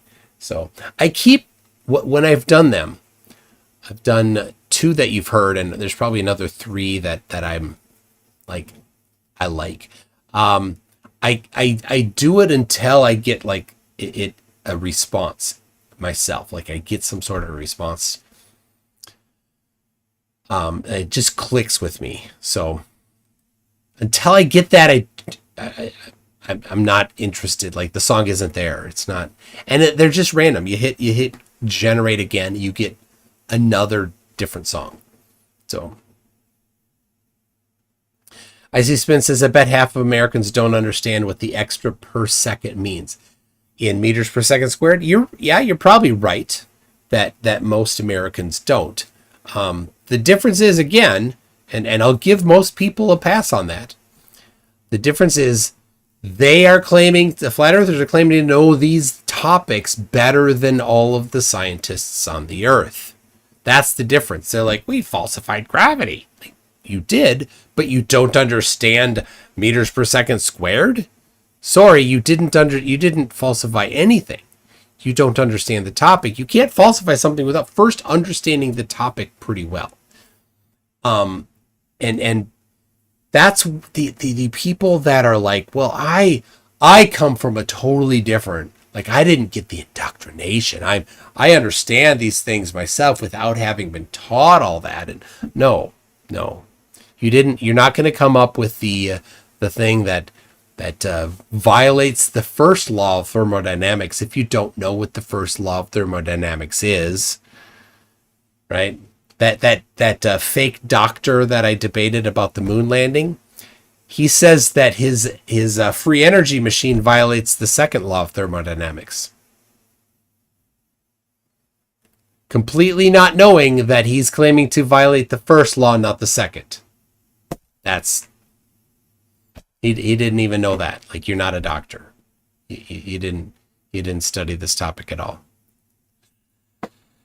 Lord Illuminous Pooh says a friend got an Egyptology degree but can't find a job, so going back to get a doctorate to teach Egyptology in college. It's literally a pyramid scheme. It's a good thing. Egyptology might be a similar deal, but what can you do with a bachelor's degree in philosophy? Nothing. What can you do with a master's degree in philosophy? Nothing. What can you do with a PhD in philosophy? Teach philosophy. That's it. Icy Spin says, I was panicking because I wanted to take notes but couldn't find any paper, but then he started to speak, and boy, was I relieved. Yeah.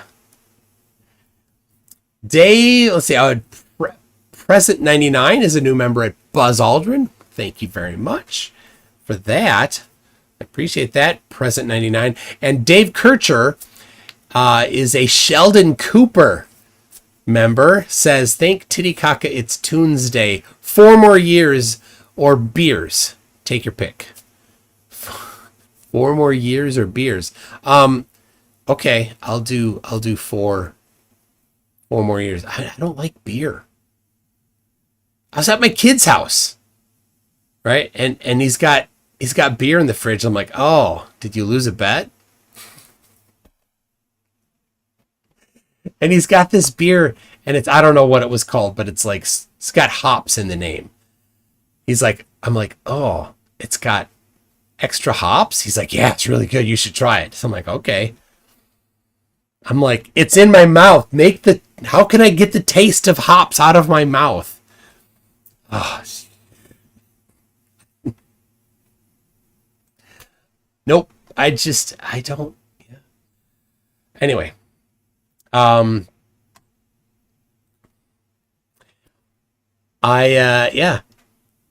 don't mind. I don't mind other stuff. No, it wasn't near beer. It was beer. Thursday night, haven't decided yet, but I might do a Nutcase Chronicles episode on Thursday night. I've got a couple options for what to do there. But if you are interested in sending me something for me to review for a Nutcase Chronicles, you feel free to send that to me. I'll just queue them up. So anyway, people, thank you very much for joining. I appreciate it. It's been a fun night. Thank you to Black Muse and Rohan from over on Clubhouse for setting that up and hosting. It was great fun. I'll probably be setting up a time to go over there and debate the flatties in their own echo chamber and see how that goes. So be looking forward to that. All right, that's it. We'll see you next time. Here we go. MC Tune, drop that beat. All right, let it flow. Let yourself go. So I know that is the tempo. So, yeah, let's do this. So let's do this. Yo, it's MC Toon, the debunking tycoon. I shatter flat earthers, make them face the moon. Your attempts are decent, but they'll swoon in the face of my logic like a deflated balloon. Oh, MC Toon, the one to soon cartoons. On your real say, send it first to their views. Your theories are like old brooms, sweeping ignorance or just spreading the views. FDFB stands for fumbling the facts, evidently. I drop truth bombs so splendidly. Your approach is soft, mine's unrelenting. I bring the science while you're just venting. MC Toon, the buffoon with silver spoon. I tackle pseudoscience, make them change their tune. You're the sidekick, I'm the rude. When it comes to debunking, I'm the rude.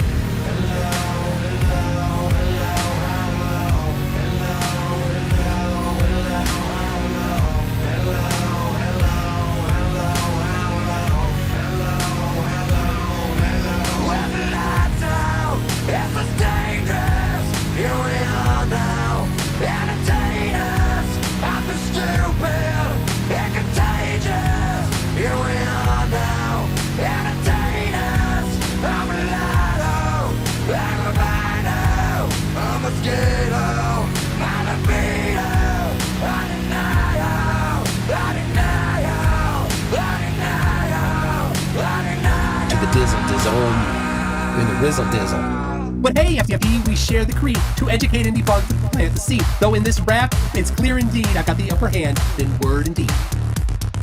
Alright, hold on a second. The Zoom call died.